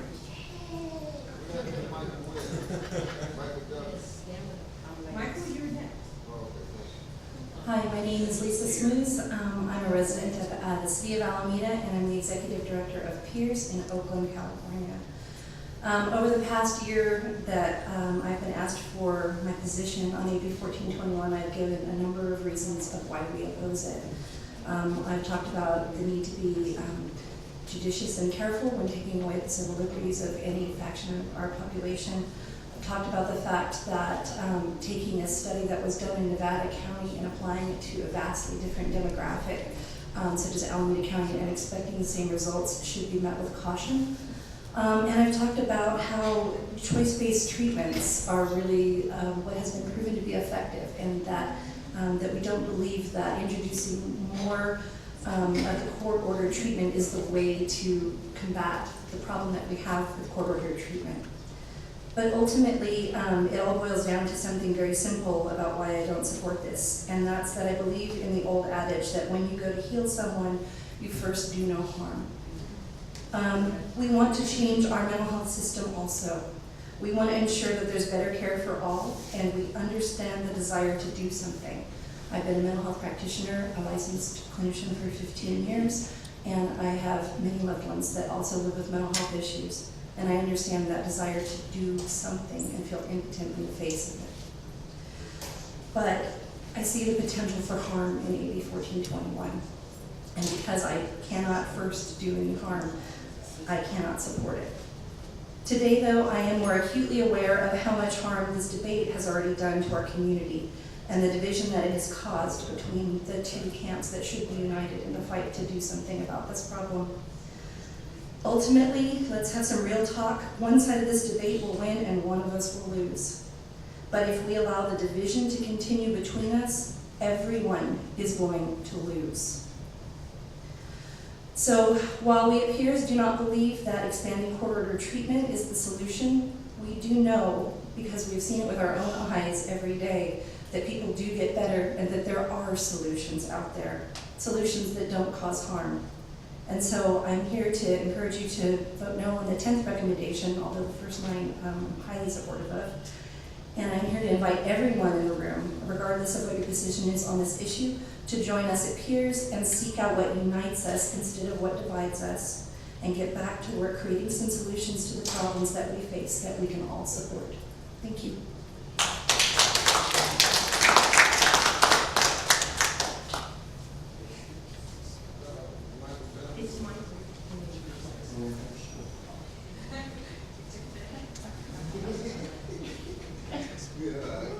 Good evening, Board of Supervisors.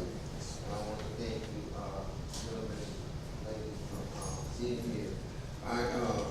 I was very saddened sitting here listening to the division. I'm a fairly new member of the pool of consumer champions, and I know that any one of us that have been using drugs for over 20 years can get diagnosed as being bipolar.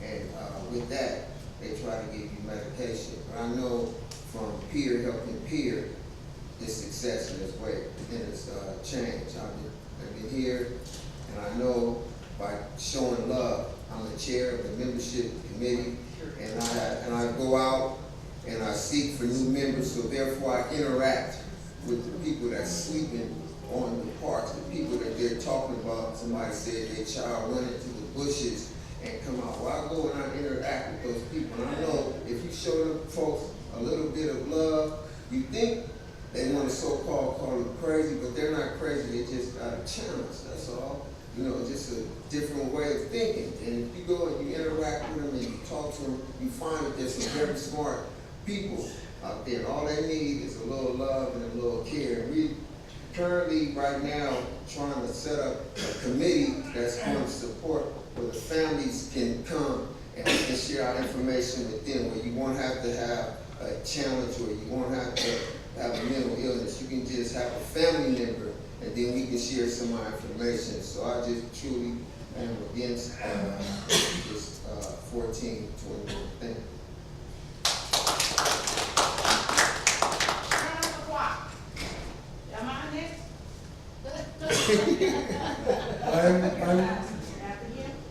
I'm Ted Chabasinski.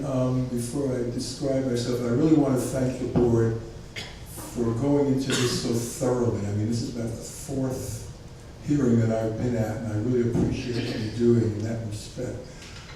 I come from two backgrounds here. First of all, I'm an attorney. I've been an attorney since 1987.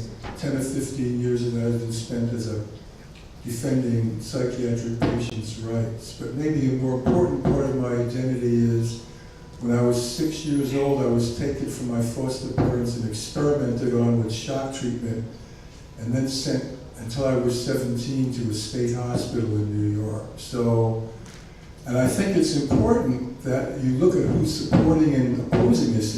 Almost all the opposition is coming from the psychiatric survivors or the consumers, or whatever word people want to use to describe themselves. I think that's very significant. I also think what's significant is that the people, there's a lot of talk, you know, about how the LPS doesn't, you know, people can escape LPS and not get into these wonderful treatment that, of course, every agency says they're doing a wonderful job.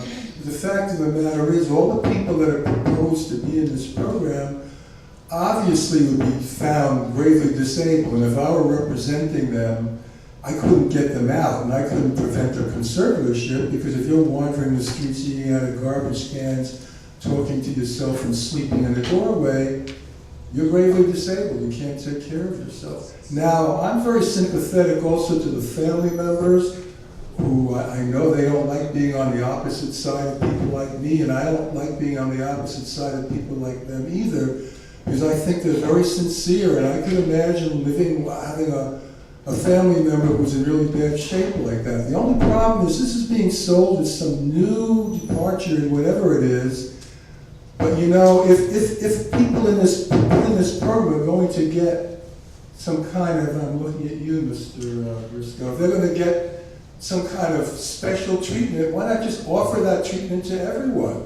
Why not just, for example, if you want to have a pilot program, I think your pilot program should be put all 9 of these programs that nobody's disagreeing about together. Because when I saw these, I thought, what's the matter? What's everybody complaining about? They sound great.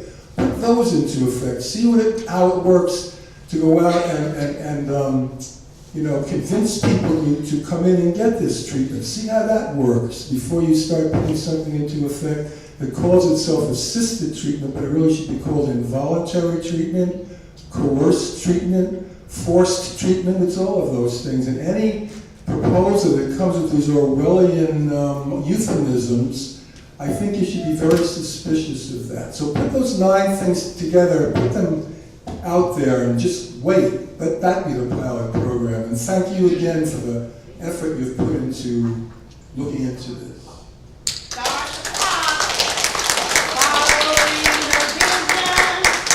Proposition 63, following the dream. Is Steve Parson here? Steve Parson, why did you tell me that I was an asset to the Oakland Community Sports Center? If I'm such an asset, then why did you decide to put me out when I was having a breakdown?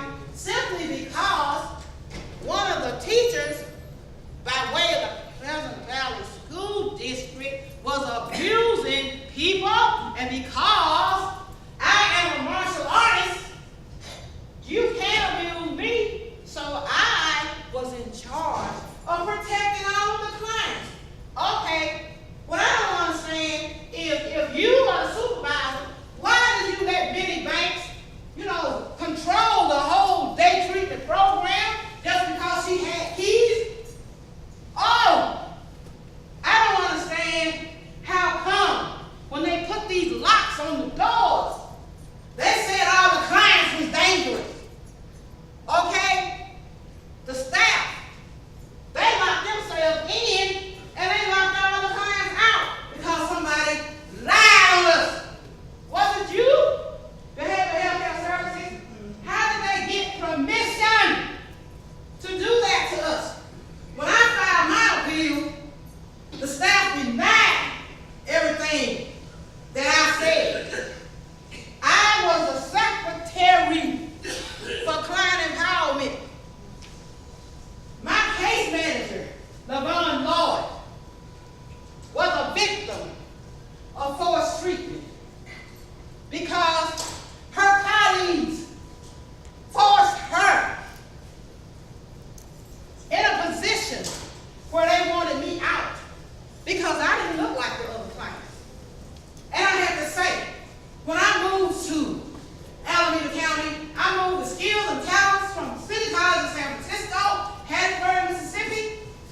Okay, my recommendation, I married Catherine Montgomery, and I live in Oakland, California. I am a member of so many different organizations. I have been a student of City College of San Francisco since June of 1967. So, I have enough transferable units for San Francisco State, UC Berkeley. I was assistant election commissioner for a semester, and I was also election commissioner for student government. I served on more committees than anyone in the history of City College of San Francisco during spring of 1989. May 12, 2004, I received my